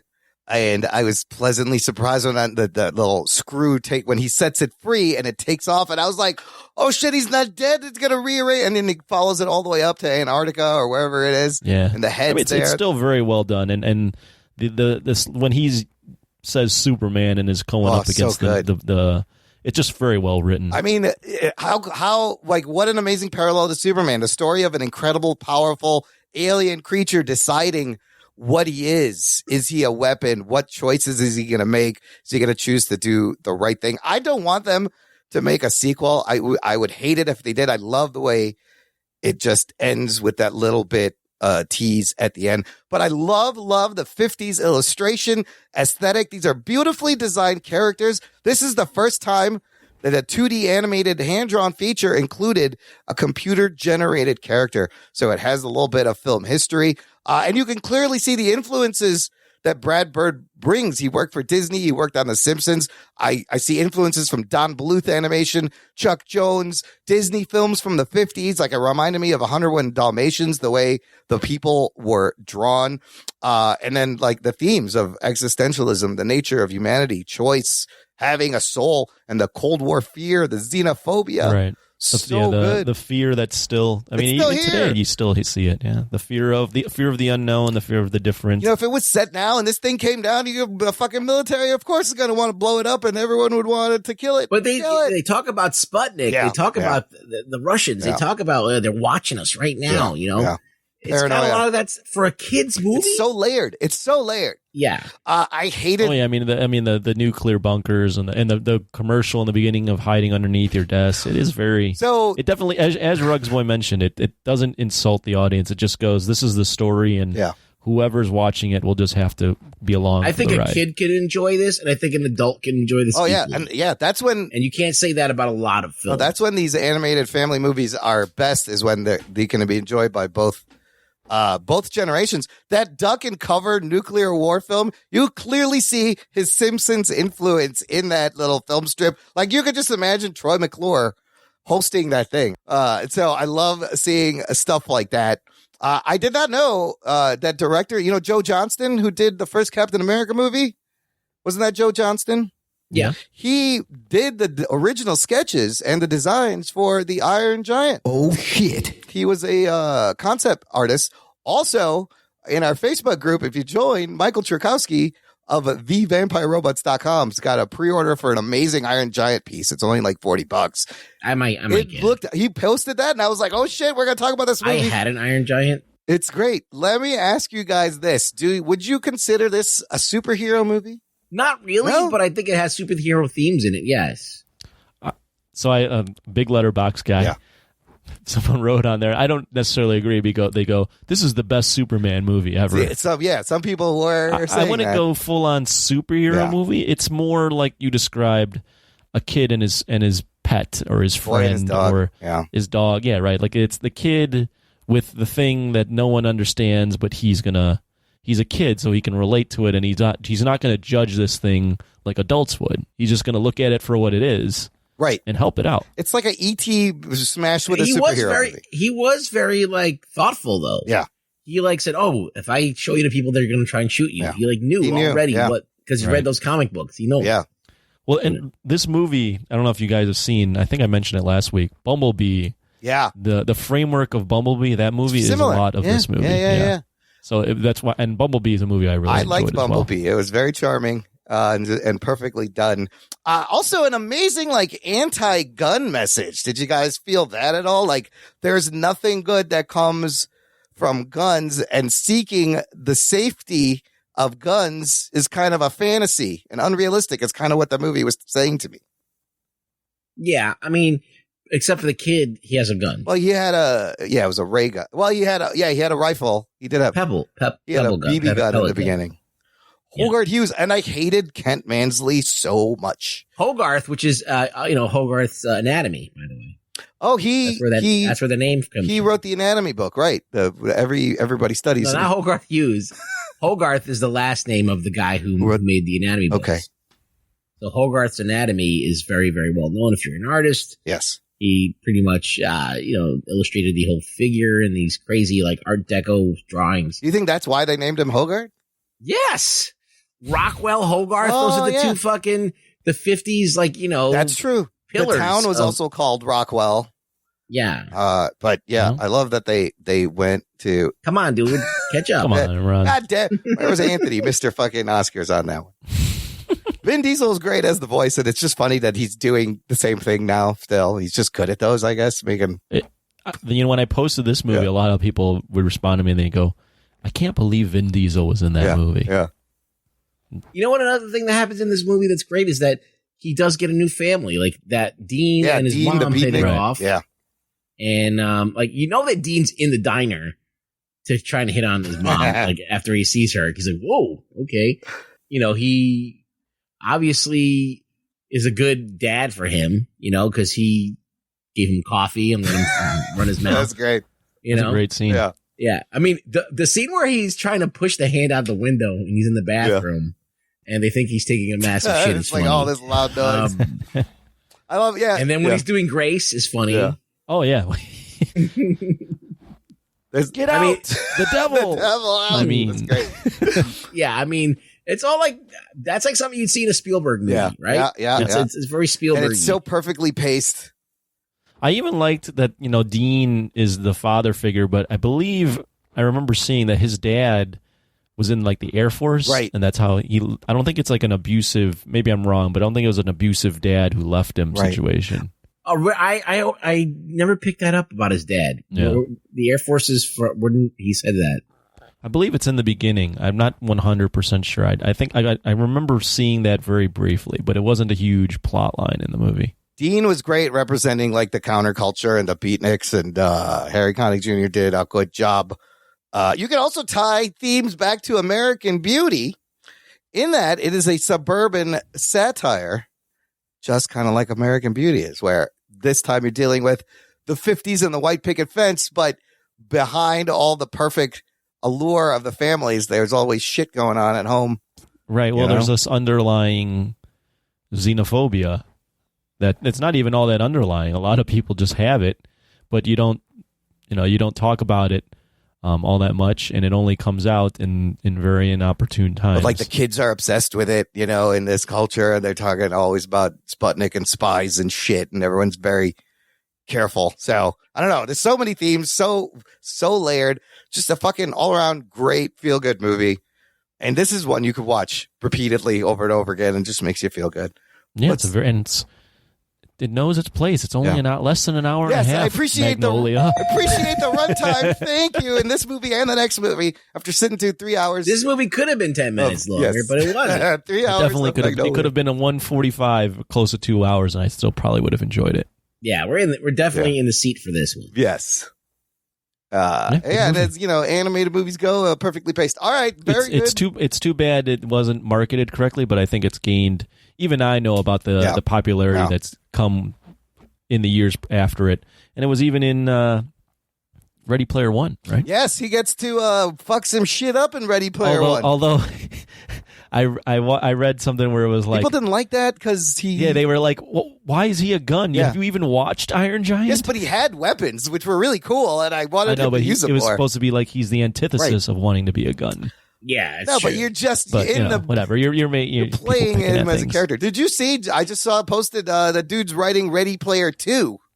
Really? Yeah. Is book. he? Yeah, the book. The guy who wrote the book.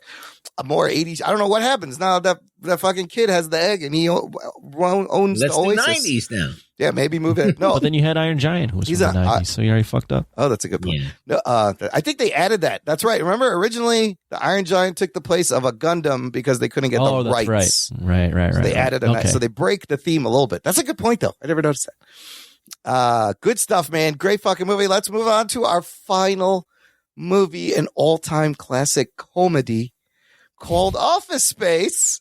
On Rotten Tomatoes, this one is 80%, 6.84 out of 10.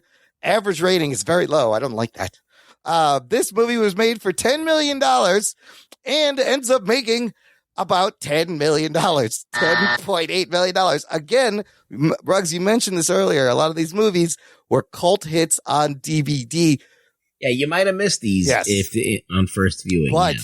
Comedy Central would play this movie all the time, add it to its huge DVD sales. And it's Office Space. Who doesn't fucking know this movie? Written and directed by Mike Judge, based on his Milton cartoon shorts that you would have seen back in the 90s on Liquid Television and Saturday Night Live. And this was his first foray into live action filmmaking. His second full-length motion picture, he had made Beavis and Butthead Do America, which is also coming back. Oh, shit. You see that shit? They're bringing back Beavis and Butthead. Wow. Yeah, well, everything comes But, back. that's so 90s. How is that going to work now? It's not. It's not going to work. It's not going to be good. They can't do what they used to do. I mean, Mike Judge, obviously best known for Beavis and Butthead, King of the Hill, and then, he does Office. Silicon Valley is great, too. He directed a lot of episodes of Silicon Valley. Well, that's his idea. Right? He was a software engineer, which is where he pulls a lot of this inspiration, but also fucking Idiocracy, which I thought was amazing. But then he makes a movie like Extract with Jason Bateman that I didn't really like or get. No. I didn't get that one at all. But his Silicon Valley episodes are fucking fantastic. Anthony, you're fucking telling me you've never seen Office Space? No. What? Lame. What? Get the fuck out of here. I am goddamn shocked because this is probably one of the most quoted movies of all time. Okay, what happens in Office Space? Your first time fuck. Office Space is about a guy who's in office that works for some sort of tech company, and he's just a guy, and he's just miserable every day with his job, and his relationship with his wife is pretty much non-existent because of his job. Well, it's his girlfriend, I think. Yeah, girlfriend. Okay, there you go, girlfriend. And he just one day has an epiphany that he's just not going to live like this anymore. And the movie follows him and a couple of his buddies in the way they try to change their life within this office space. Dun, dun, dun. Starring Ron Livingston as Peter, Jennifer Aniston, David Herman as Mike. Jennifer Aniston, I had no idea she was in this movie. This is prime friends Jennifer Aniston right here. this is good Jennifer David Aniston. Herman as Michael Bolton. No, not that one. AJ Naidu as Samir. I love that they got a fucking Muslim brown character. It's fucking fantastic. The hilarious Diedrich Bader as Lawrence. Stephen Root, also great guy at playing Milton. Gary Cole as Lumberg. And then you got John C. McGinley and Paul Wilson as the Bobs. John C. McGinley, another great comedic actor. Anthony, wow, how does this movie hit now in 2020? It has a lot of similar themes on some other movies that we've talked about. It does. What did you think? Even though this movie is not at all, or is 100% trying to be an absurd comedy. But it has a lot of themes that relate to a lot of the movies we've discussed. Yep. So still kind of fits, even though it's nothing like any of the other movies we talked about. As far as a theme, this movie's kind of mostly about, for me, how work kind of relates to a lot of people, even probably today, but especially from that era's happiness levels, and how it can just affect everything else in your life. As far as what I thought of this movie, as someone that's worked in an office, and I mean, right from the start, that goddamn commute where he Oh my gets in God. one lane Yes. when he thinks the lane is going quick and then has to stop immediately when he switches lanes and then does it again. That's happened to everybody. That's happened. I mean, this movie is just so It's relatable super to me relatable. on so many levels Yeah. and so absurdly funny that I truly did enjoy it. The end for me was a little but I liked it a lot more in the beginning and middle. The ending I didn't like as much, but Endings are hard. overall, I mean, the line when the guy's like the consultants. So what would you say You do here. I say and that. he just goes off and he's just like, "What the hell is wrong with you people?" I've watched that scene maybe 20 times already. There's just so many fucking funny things in this movie. I really liked it. It was fucking funny. I quote this movie all the time at work. This movie I've seen many times. I watched it again. It's still fucking hilarious. This is a classic comedy. Every time I go to a printer, I'm like, PC load letter? What the fuck does that mean? I'm always like, paper jam. Why does it say paper jam when there's no fucking paper jam? But similar to Fight Club and The Matrix, you got themes And of American Beauty. and- angry ordinary men throwing off the shackles of society, finding something extraordinary in themselves. Even being John Malkovich. And somewhere. being dude, think about Neo. Peter unplugs from the Matrix. He's a lot like Neo. Well, what happens like in the 90s, and it started in the 80s and it kind of got perfected, was corporate fucking life, office life, where like you got the cubicles and the fucking HR and all the bullshit, and you got the fucking 20 people in management doing nothing, and you're doing all the work, and they're just walking around with a cup of coffee, like asking you when you're going to be done with all the work that and they have the Porsche. Like, it just speaks to like the banality and the fucking stupidity of corporate life. Then you got Jennifer Aniston. She's not wearing enough fucking flair to show that she's actually into her job. Apparently, TGI Fridays, 4 years after this movie came out, got rid of their dumb striped shirts and flair because of the movie. So you can thank Mike Judge for that. So like the main star of this movie, Ron Livingston, he goes and gets hypnotized. And the guy who's hypnotizing him like drops dead in the middle of his hypnotism. Before pulling him out, it's so good. And so he remains in this hypnotic state where he doesn't give a fuck about anything. Yeah. And when I saw that, I was like, I want to be hypnotized, not give a fuck like this guy. And that would probably been a bad idea because I would have gotten fired immediately. Like nothing happens. I mean, even though like the irony of it is like he goes and tells his bosses that he doesn't do shit during the day. And then they promote him. And they promote him. That happens all the time. People are incompetent and they fall upwards. Yeah, I mean, look, this also like Fight Club. This was a life-changing movie for a lot of people. You walk out of this and you're like, fuck my job. I'm going to go fishing. What the fuck? I'm like, what am I doing in this oppressive office? Like even the prophetic office landscape, the cubicle cells, they're like little prison cells. You saw that all across the country later in the 2000s. And now they've kind of turned into like these WeWork, open like a Google fucking campus bullshit, but it's still kind of the same bullshit. I really enjoyed the point the Rug Boy was making where he just doesn't give a fuck when he talks to the consultants.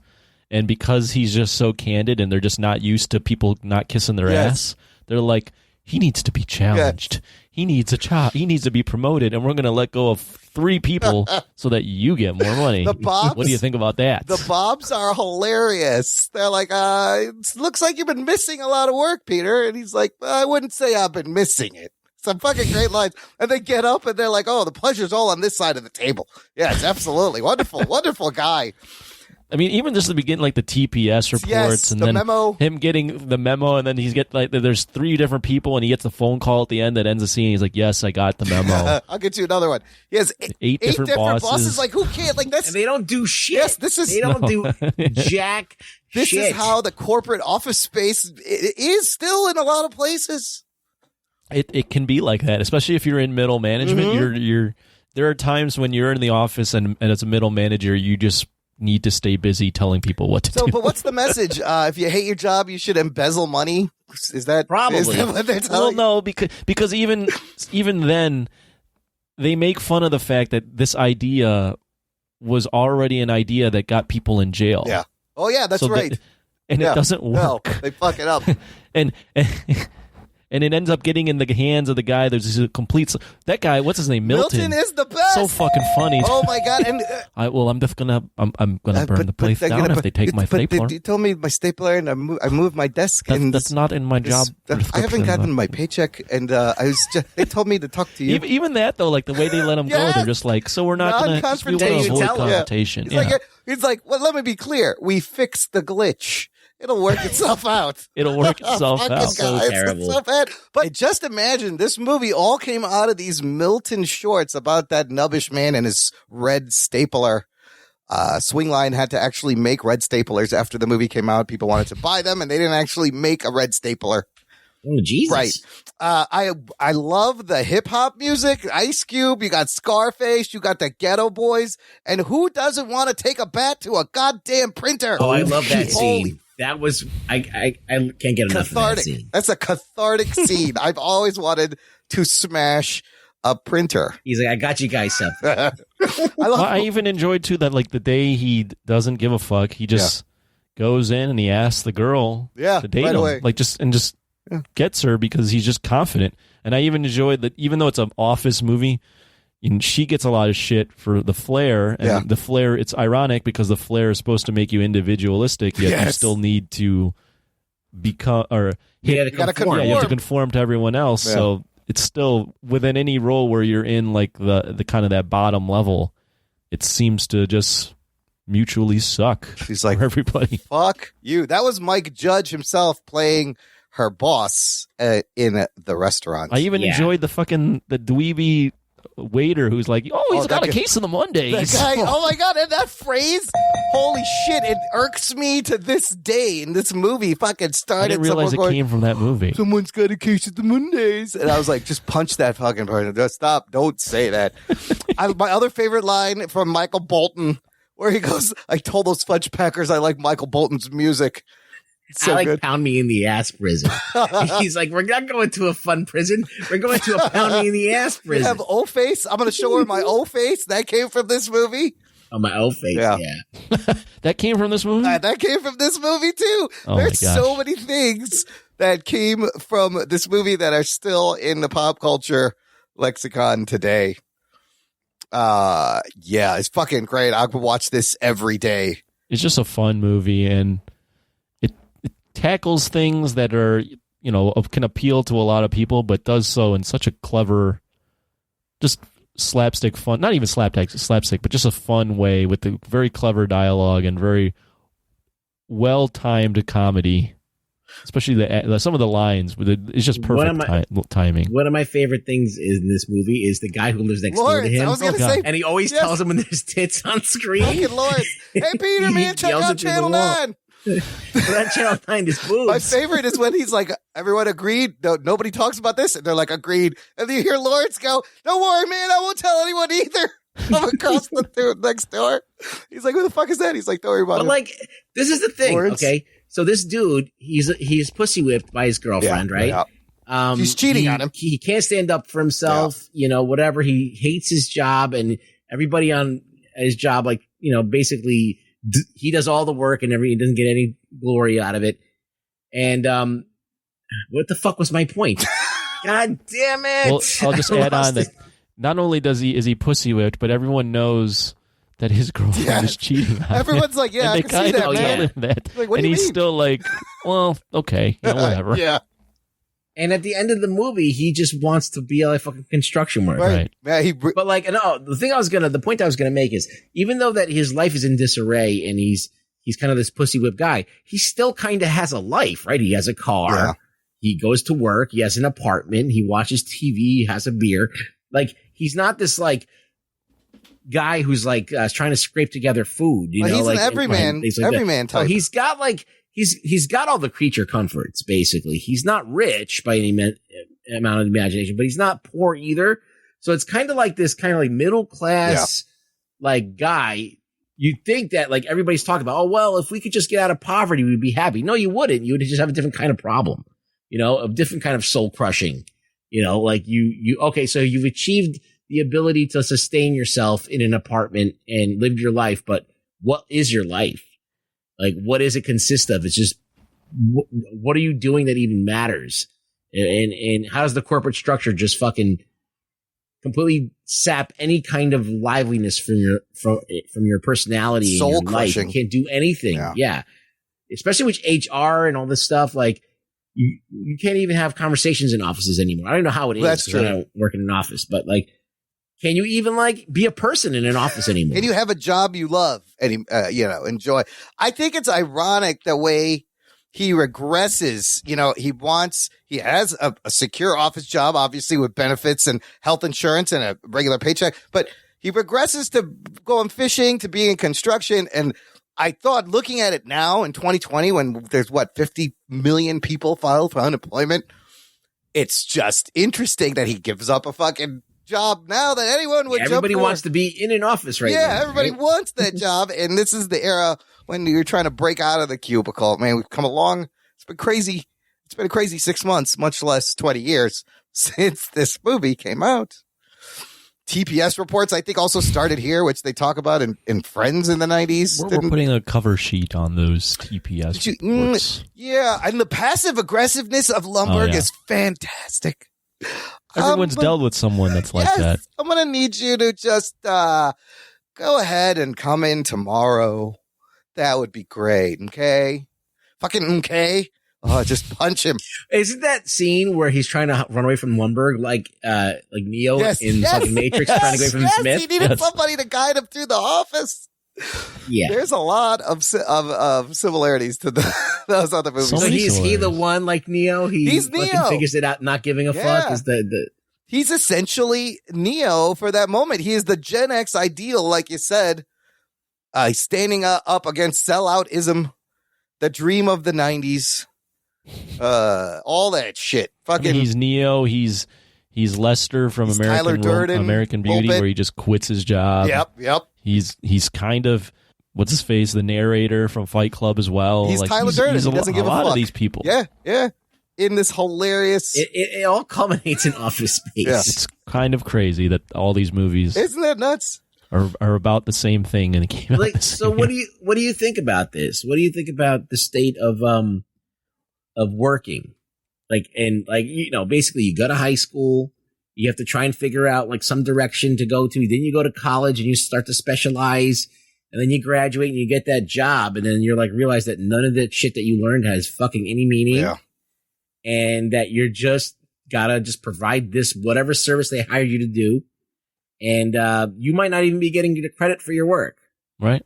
Well, he makes a good point when he's talking to those consultants. He goes, I come in and I stare at my computer, I zone out for an hour. I probably get about 15 minutes of work done a week. And he goes, you know what? If Initech makes a dime, makes X amount of dollars more, I don't see a dime of it. So you know what that does? That motivates me to just do the bare minimum every day. Yep. And I thought about that. I'm like, yeah, you're kind of right. Well, if you had no incentive, if you were in a job where the growth of that company wasn't incentivized by your production, or you weren't incentivized by the growth of a company, you might. This is how a lot of people just get by every day. They just go, you know what? I'm just going to do enough to look busy and get by every day because I'm not. This job isn't fulfilling. There's no financial reward. My salary doesn't change. Yeah. So yeah, I could see how. There's a lot of people that are like that. It's like a first and the 15th, like the first of the month and the 15th you get paid, right. And that's why you show up, not be any other reason. Yeah.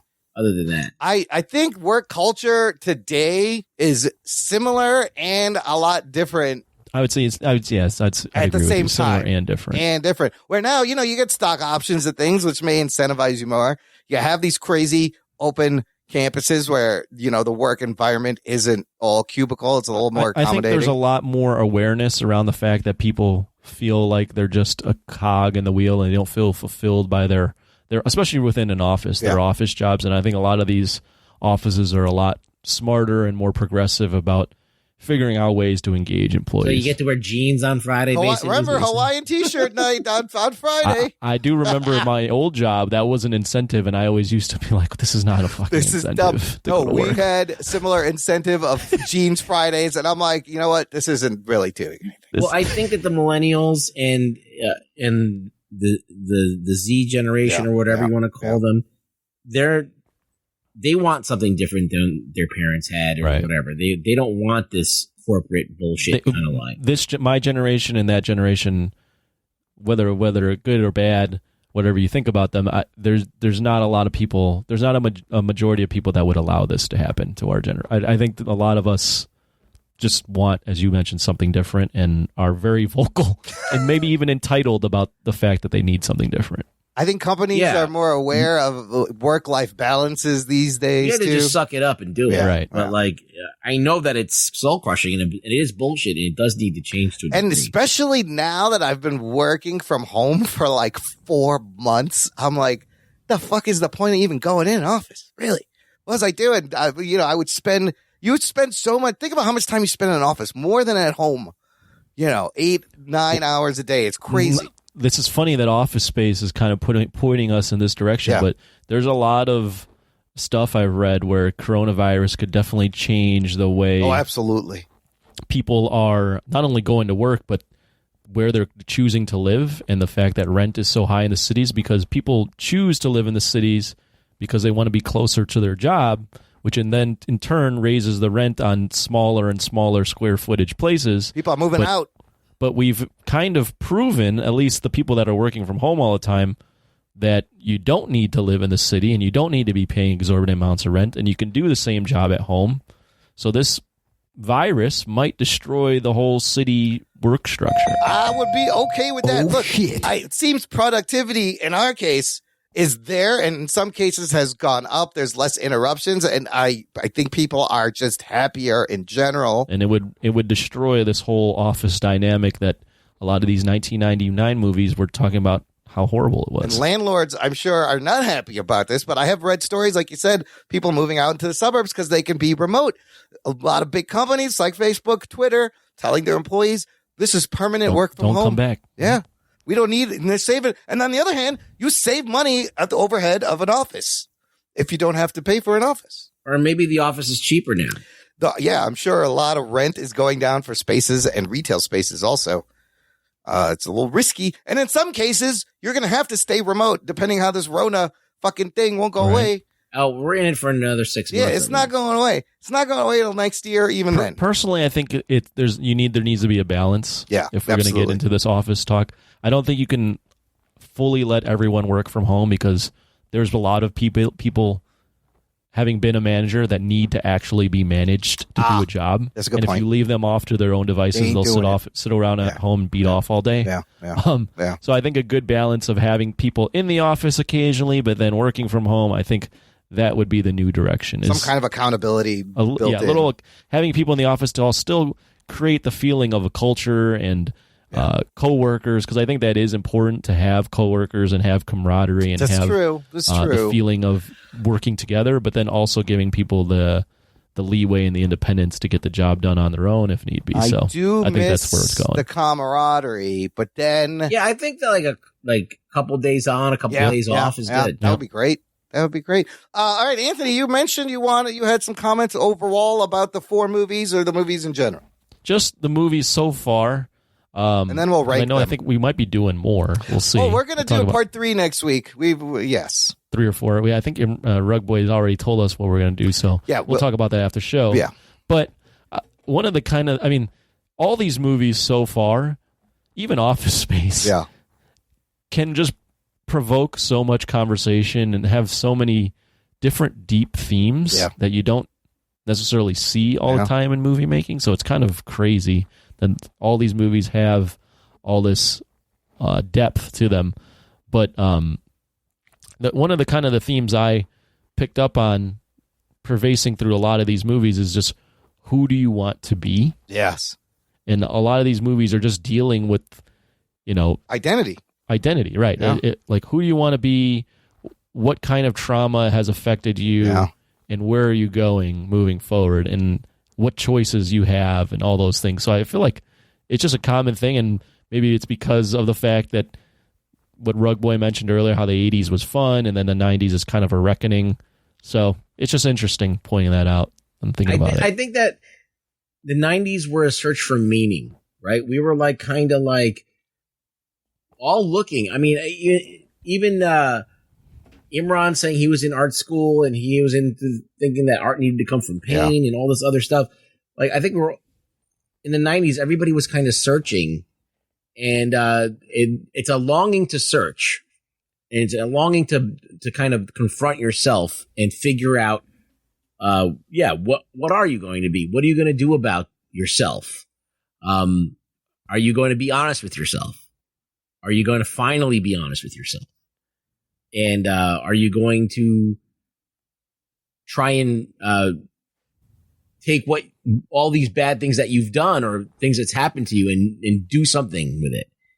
So it's not about just like, I think that like nowadays adversity is just a reason to give up, right? You know, like, or a reason for people to pity you and everything. But in the 90s, adversity is a transformative thing. Yeah. All right. Adversity is something that makes you better. Yeah. Adversity is something that makes you kind of know about life. Like, you really have experienced life because you've experienced all that life is not just only good and only praise, but life is also about fucking hitting bottom and figuring out like, where do you go now that you've hit bottom? Now what? And I think that's great advice. Well, and also just to add on to that, I think a lot of these movies are all, even though I mentioned it, tying it to Iron Giant, all these movies have an existential theme to them, or a lot of them do. And like now, it seems like we're kind of getting away from existentialism and thinking, oh, well, this is just who I am. You have to accept it. Right? Whereas existential is like, who am existence I? Precedes essence. So it's you choose who you are. You have the decision making to decide where your life is going. It's not just stuff that's built into you and this is just how you are. You choose. And now it seems like a lot of people are like, well, this is who I am. And you can't do anything about it. Like, there's no questioning. There's no questioning all this stuff anymore. Really interesting observation. It's almost the opposite of where it was 20 years ago in that decade. A lot of existential themes throughout a lot of these movies. Well, I think I was getting at this like last week about constructs and how things, society builds them all the time. And just because you tear one down doesn't mean another one doesn't exist. So I think that we're just replacing our old constructs, which used to be these cubicles and expectations, and we're putting up with new constructs of who you should be now. You should be more this. You should be that. You should be for this. You should be against that. And all of these constructs are now, they're invisible to people now, but eventually they're going to become so oppressive that they're going to have a reckoning. So I do think that a reckoning is coming. I do think a catharsis, a transformative event is going to come in the future. We need another Matrix. And there's going to be another 90s. There's going to be another dark, rich time that's going to be full of important things. It's not just going to gloss over things with like euphemisms and false adulation and stuff like that's going to disgust people, false praise and all that other, and that's going to disgust people in about 10 years. They're going to be over with that, and they're going to be like, let's get down to the nitty gritty. Let's fucking be honest about how fucked up we are. Let's deal with this shit. Yeah, I think it feels like right now we're kind of like there's this train moving, and it's a fast moving train, and it's telling people it's like on this path of this is how you should be and this is how you should act and you should know about all these things, and if you don't know about all these things, like, get off the goddamn train. And like this train's moving so fast that it's not really picking up more people than it's letting go. And I think at some point, as Ruggs is hitting it, I think there's gonna be a lot of people off this hypothetical train like, wait a minute, what the fuck? I never even got a chance to ride, and now you've thrown me off the bus, and now I'm labeled as a racist, or I'm labeled as an ignorant, or I'm labeled as someone when you've never even given me a chance to learn. Sometimes it's hard to keep up with that fucking train. Well, as I said, it's a construct. We construct these new ways of being, and then we think that we're like tearing down, and we're just actually reinforcing other ones. And people don't see it. And it's soon going to be very evident, even in our art, right? The movies, everything becomes this formula, right? Everything becomes this way. This is the only way to do movies now because this is how it's been successful. At a certain point, people are going to lose their thirst for these things, and they're going to be like, "Well, I've seen every single fucking version of franchise you can do of this kind of shit. Like, now what? When are we going to get back to some original stories? It's going to happen. There's going to be a time where the public's going to want more. I think you're right. Not only a franchise, but a very sanitized version of the franchise. It's going to cycle back. I mean, I was just flipping through Twitter today, and there was a big push for like trending of let's remove sex scenes from all movies and TV shows. And I was like, I didn't really. I do think that a lot of them are gratuitous. First of all, so I don't disagree. Yeah. But saying that is kind of like now you're like not letting people do their artistic. How are you going to freedom. make a blanket fucking boycott of that? Like that doesn't make sense. You can't. Some movies need it. Some movies don't. Some movies have them that don't need them. Yes, and I agree. Yes. Some of them. I mean, they need to be there. If it's part of the story you're telling, it needs to be there. I mean, I don't know. It adds to a reality. It is something that we do in our reality. Right. So art imitates life. So you can't just ignore it because you want to sanitize it. So we're getting to this puritanical way of thinking, right? We've tried to get rid of that whole puritanical way of thinking. And now it's coming back, but we're putting it on ourselves. It's not being enforced by a religion or institution. It's being enforced by just, culture. Yeah. Good stuff, guys. One more favorite line from Office Space where Bob goes, Samir not gonna work here anymore. It's a little racist, but it's super funny. It's fucking hilarious. And he's like, how hard is it to say my name? It's fucking hilarious. Well, so last week we ranked the movies in the grouping of 4. Let's go around. Let's do the same thing. I'm kind of interested to see where these movies lie in your eyes, Anthony. Want to go first? I mean, probably not the best made movie out of the 4, but my favorite is Office Space, so I'm going to have that number 1. I like that. Number 2, Iron Giant. Number 3 being John Malkovich, and then number 4, Holy Magnolia. shit. As you probably could have predicted. And can I tell you that my ranking is exactly the same? Yeah.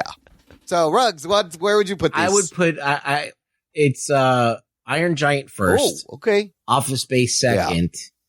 Magnolia third. Wow. And then Malkovich on the. You really didn't like that, did you? Wow. Yeah. Well, I feel like all you had to do with Magnolia is cut stuff out. And I think that with Malkovich, you had to do a different ending. So I feel like that's a little bit better than the other thing.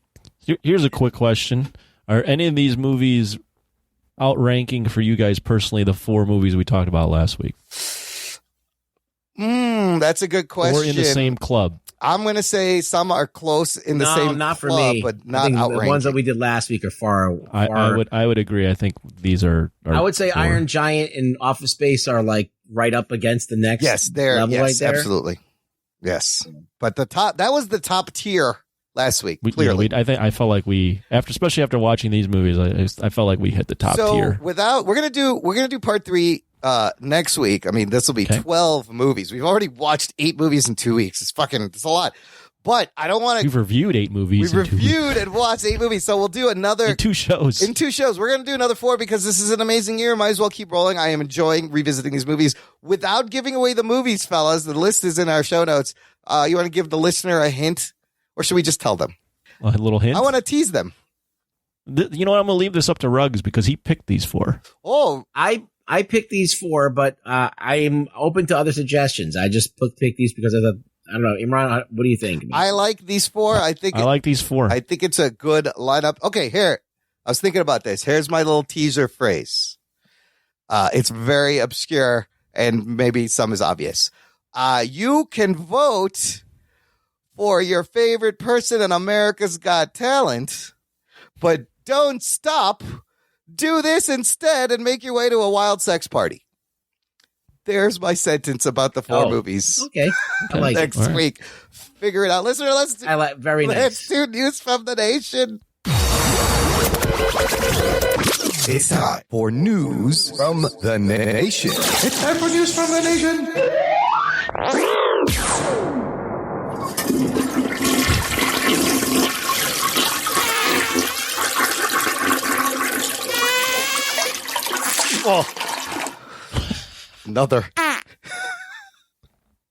Another blowout. Oh, that smells. Can you smell that? It stinks. It stinks. It stinks. We got a lot of great comments from part one of this series from last week. Paul Mast comments on our Facebook page. Just in addition to the comment about the 5 Bloods, 3 Kings, and whatever the other one was, we can all be traced to the movies like Kelly's Heroes, Clint Eastwood in an ensemble cast, and others as well.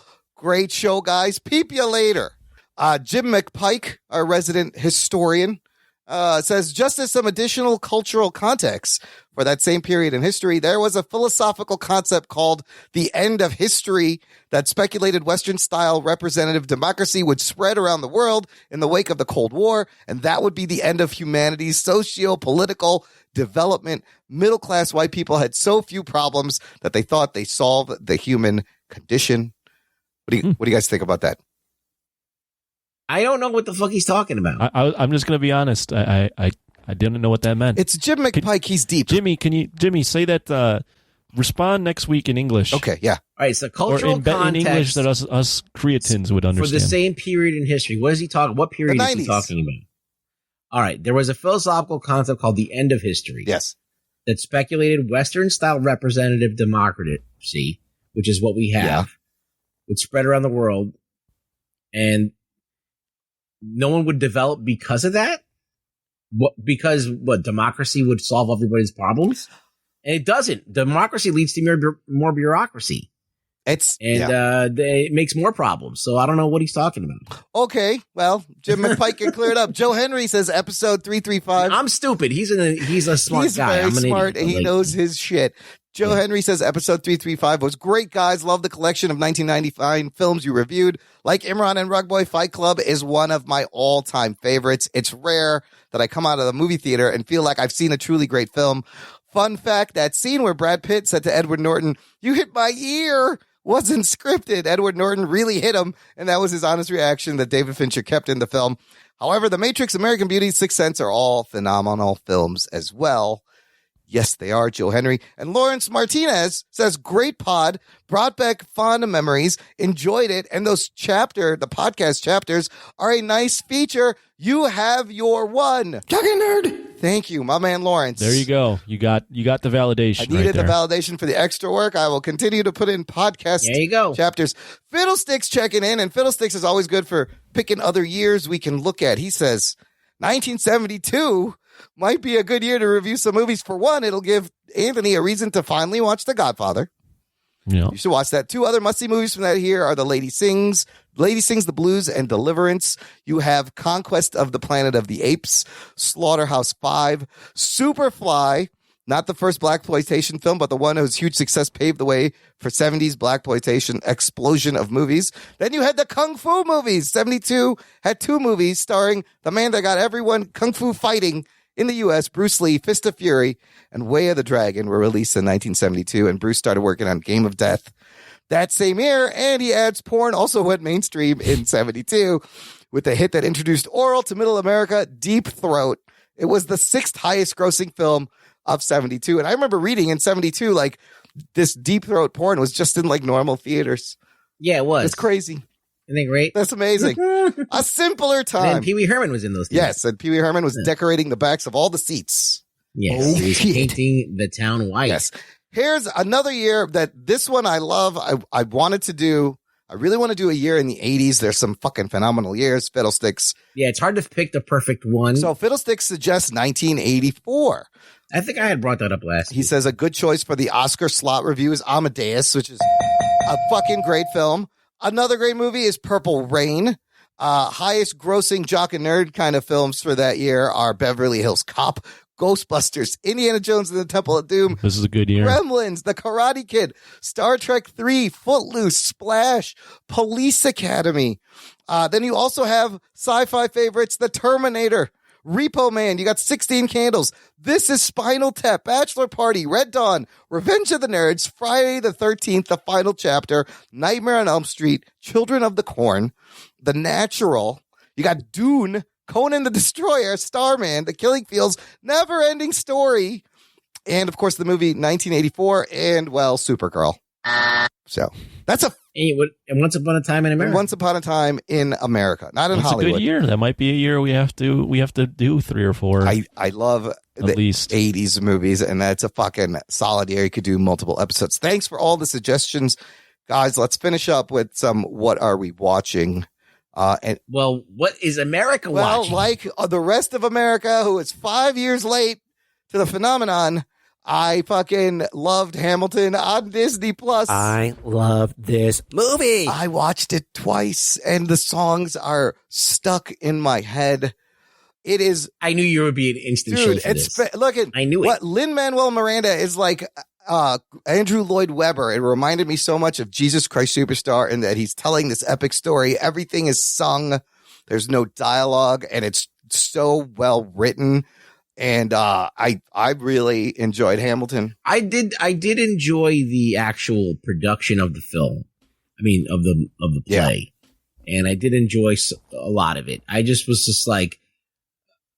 was like, the context of everything when what they're actually talking about. I'm like, this is kind of like very, very inaccurate in a lot of ways, but whatever. Like, I did enjoy it. I did have fun, and I thought it was actually art pretty rugs. cool. Art doesn't necessarily need to be accurate all the time. This is the thing, though. This is the thing that bothers me, is that, like, people are shitting on all these other things for being inaccurate and being whitewashed or whatever, and then this is for some reason being lauded, and I always find it to be confusing and hypocritical. It is fascinating that just 5 years ago, it was an entirely different context. This thing came out, and it was celebrated, and it still should be. The accomplishment of what he's done here, the fact it took him 6 years, he wrote all the words, the music, the melody, it's the stage it's production. It's a great piece of art. It is a I great do piece think of it's art. a great musical, and I do think that it is. If you're just looking at the like you're watching Braveheart because it's Braveheart and not the story of William Wallace, I fucking love that movie, right? But as soon as someone points out, oh, this is fucking completely wrong, and then that's the reason why people hate that movie, or the fact that Mel Gibson's in it, then they're like, oh, I hate that movie. It sucks. And I feel like, okay, if you can do that to that movie, then you can do that to this. But I think art is in a special place that they can play with things. You can leave things out. And actually on Disney Plus, there's a great half-an-hour interview with the cast, and Lin-Manuel Miranda kind of talks about, all the criticisms are valid. I did the best that I could. I wanted to tell their story using people from now. And in that essence, the perspective of the founding father story from his point of view, using, hip hop is amazing. And that in itself is an accomplishment. But then for him to tie in everything together with the lyrics and this epic sprawling story is fucking crazy. In a song, from a songwriting standpoint, it's pretty fucking incredible. Dude, there's stuff you miss there. So remember at the end, the final duel, when it pauses as the duel's happening, and there's a stage player there, and she's kind of holding the bullet, and she's bringing the bullet closer to him. That person, she represents death. If you watch it again throughout the movie, she only shows up in times of death. She represents the embodiment of death. And I didn't even catch that until I read that loud. I was like, holy shit. Like, it's so thoughtful. I didn't. This is one of the things that bothered me, is that the single stage thing. Yeah. I felt like that could have been done better. I was like very bored looking at the same set throughout the whole thing. And, really the costumes really didn't change much. So it's basically you're watching like almost a 3 hour long, song done with the same setting and everything. Nothing's really there to nothing's a feast for the eyes, basically. I mean, it's all about the words and the music, and I love the rotating platform. I went to see cool. King Kong, right, on Broadway. Yeah. That sounds awesome. And that shit was fucking bonkers. Well, that was a crazy marionette. There was fucking graphics and fucking all kinds of scenery changes, and that added so much more to the musical. Sure. And I felt like this was stripped down, and it was fine. But I was like, oh. It could have used some of this cool context, visual context that they didn't really have. So I think that was lacking. But as I said, from a songwriting standpoint, and from the way that all of these, one of the most things I was impressed by was like everybody's theme is sung into everybody else's theme. Yep. And it's done flawlessly. They did that a lot. So as a composer, I fucking give Lin-Manuel Miranda fucking huge props because that shit was like some baller shit that he was doing. So very similar to Jesus Christ Superstar. You hear a lot of that in there. Yes, absolutely. Yeah. So it was fucking great. And I think that was the greatest part of it is the songwriting, the lyrics and the composition of all of these like themes kind of intertwining and weaving in and out of each other through the thing. That was very impressive. But I said, like, visually, it left a lot to be desired.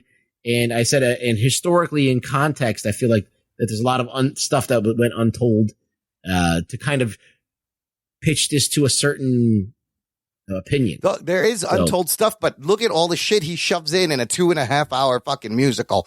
There's a lot there. I didn't mind the bare aesthetic. I actually thought it was filmed very well. I didn't realize. Well, when the guy that you're making, look, I'm sorry to point this out, but when the guy that you're making the whole musical about is a monarchist that wants all of the power to be in the government and wants George Washington to never not be president and never step down. Yeah, that's a good point. That's fucking huge. That's kind of like anti everything that this country is. It's in there. And the fact that he used the banks and, you know, was very he's like a tycoon. He wanted to be like Donald Trump, you know, like he wanted to be like this rich. These are flawed, complex characters but that's what I'm saying. It's like it paints him as this like abolitionist that wants to fight for freedom. And they're really like putting that. They're kind of painting him that way. That's not true. I see. I get it. I have one comment. Yeah. You should watch this, Anthony. You might enjoy it. So on Saturday, I was at a buddy's place. We had dinner, having some drinks. They threw this on because they're all big Hamilton people and they love it. They threw it on. I was watching bits and pieces of it. Throughout the entire thing, I wasn't really paying attention, but I'd have one of my friends go, "So are you sold yet on Hamilton?" And I'd look at it and I'd go, "Nope," and I'd continue about my day. You have to my night. sit. So that was about it. That's all I got. Sit and watch it from the beginning. What's that? No, I didn't watch. I was barely paying attention. I'm saying if you sat and paid attention. Are you a musical person, Anthony? I don't know. I the only musical I've seen it's the only musical I've seen as an adult is Book of Mormon, and I liked it a lot. Yeah, that's great. But yeah, I don't know. I probably would appreciate a musical. I saw one show on Broadway when I was in New York, but it was like a hip hop improv. You like show. The Greatest Showman? I did like The Greatest Showman. You like music? But I wouldn't say. I mean, I liked it, but it's not like I want an experience I want to go back to. Listen, if you sit down and watch this, it's long, but if you pay attention, I think I also didn't like Rocky Horror Picture. Well, that's different. That's but I think you would appreciate the thought and the way this thing is written if you sit down and watch. Sure. The whole thing. I do think artistically, it's got a lot going for it. So as a work of art, I think it's incredible. As a historical representation of Hamilton, I find it's a little bit shaky. And that's basically it, you know, and I feel like visually it could have used a little bit more. I fucking love it. 5 stars. I'm surprised to learn that they shot this in 2016 and they were waiting for now to release it in the theaters. And then the COVID hit and they had to put it out on Disney Plus. Disney paid $75 million. Oh shit. For to play this, and it got a 64% increased bump in downloads and subscriptions. So it's a win-win all around. I don't think, it's better. You can watch this at home. I love that you could hear the audience. Yeah, you should watch it. If you're into musicals in the very least, it's incredible to watch. So definitely check it out. It's worth, but remember, this is not a document of history. No, it's a fucking art music. Go and do your musical. actual research. Yes. And I think that the great thing about this is that maybe this will get people to actually look up Hamilton and then go, oh. Okay. I mean, the base story is true, and it's pretty wild as it is, the story he does tell. What's the story from your perspective? Just like this guy was an immigrant that came in and joined the revolution and helped build this experiment, this democracy of a new country that had never been done, and fought off the British, and then had scandals and had to out himself, and he was not perfect. Everyone's kind of a flawed character. It's fucking great. Okay. That's about it. Anything else? Any final words, people? I've been watching the Warrior Nun. I watched the first episode. It is pretty good, and I have not watched any more. It's one of those things that has so much potential. Yeah. and just inches towards it so slowly that you just get frustrated and go, just fucking get to the point already. What the fuck are we doing here? I like the concept. The setup was good, and it just didn't hook me. You got look, watch again. You got fucking all of this stuff. You got a bunch of hot girls. You got exotic locales. Nuns. All right, you got guns. You got nuns. some fucking Dan Brown, Da Vinci Code bullshit going on. You got some superpowers, but they can't make it happen. Yeah. They got some like CGI going on. They got some fucking portals into fucking all this type of shit going on. They got this great. The concept is great.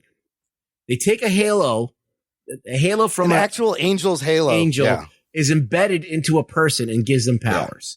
I'm like, okay, I've never heard that before. That's cool. Fucking cool. Yeah. Let's fucking they get some half-ass angel powers. All right, and whatever. I'm like, that's some Buffy shit. Like, I'm down. Well, in for this that. case, it brings the girl back to life and gives her powers.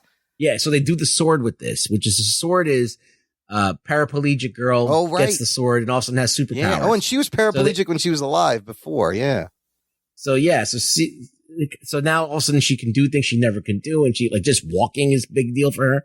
So like all of these things are cool, but like they just take forever, and it's not like gratifying, like at all. It spins its wheels a little bit. You have to inch through, and I think that hopefully next season. They'll figure it out, but like it's almost like when you watch a Marvel show that was on Netflix and you're like, why is this taking so long? Yeah. Why is there so much filler? Why are they fucking padding this out? Like Walking Dead was doing this too, where they just took forever to get anything done. Decompress writing, it suffers. Yeah, it was bad. It's bad. It's bad. It's bad. I don't know. But Floppy John. You might like it. Watch the rest you might like it for the concept and the potential that it has, and the girl's cute in it. Whatever. So. All right. I'm hoping that it gets its shit together. I don't know if I'm going to watch. Maybe. I don't know. I have ongoing series I've really been enjoying lately. Agents of S.H.I.E.L.D. has been fucking great and crazy. Stargirl is actually not a bad show. It's got me hooked. Snowpiercer, starring Daveed Diggs from Hamilton. Also, how do you have this much time? I don't know. It comes in and I watch it. They're doing some good takes on the Snowpiercer. There's some twists. It's not bad. And then Doom Patrol. On HBO Max, also very good. So I've been enjoying those, along with watching 4 fucking movies and Hamilton twice. Wow, shit. How did I watch all that stuff? Unbelievable. These 4 movies took up all my free time. It's like 8 hours of movies right there. All right, listener, listen. If you enjoy the show, leave us a rating on Apple Podcasts. We're trying to get to 200. We have 125. Talking nerd. Just need 75 more. So if you're in the U.S. and have an iOS device, light up those stars, give us a rating. If you don't have an iOS device, you got a Windows computer, you can download iTunes. Also give us an Apple Podcast rating. We would appreciate it. Ruggs, where can they find you? You can find me on Twitter at ReallyRugBoy. Come say hi. Where you will see a bizarre collection of cameos from independent wrestlers and other people. That nobody knows. Just streaming in. It's quite a bizarre thing going on over there. It's great. It's all the work of David Mobile, Rug Boy's biggest fan. Visit the show notes at jockandnerd.com/336 for links to everything we talked about, how to stay in touch, how to subscribe, how to support, and tell a friend. Get everyone turned on to the Jock and Nerd empire of stupidity. Jock and Nerd. Thanks for listening to the Jock and Nerd podcast. My name is Imran. My name's Anthony. He's the Jock. He's a nerd. We'll peep you next time. This is going great. It's fucking awesome. Yeah, that's really good. Fuck that show.